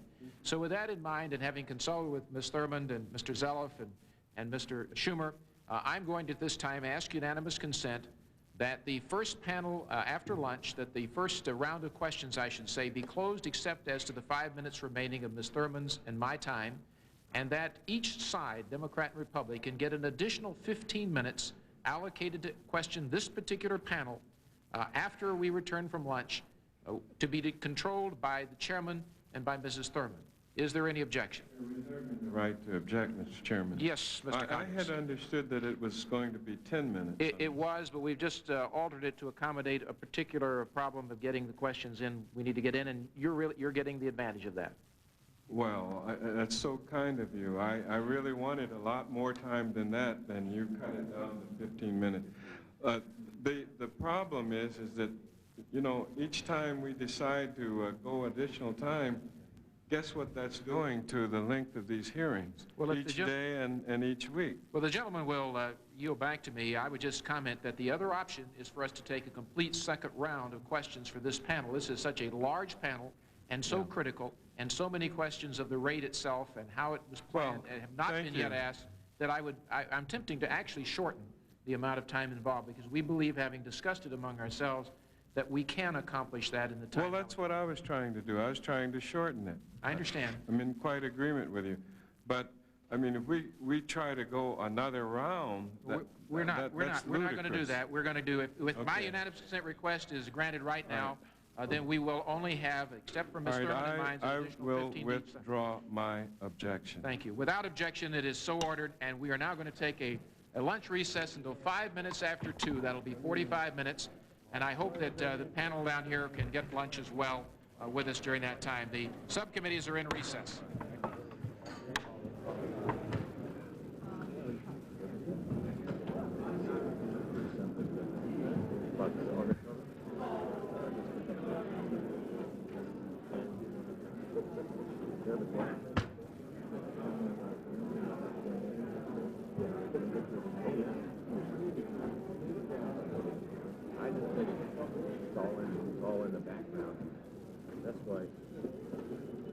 This Joint House Subcommittee hearing on the Waco investigation will continue in just a moment. First, some program information.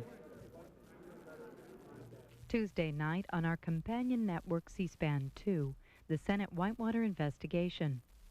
You'll see Day 4 of hearings held by the Senate Special Whitewater Committee, chaired by New York Republican Alphonse D'Amato.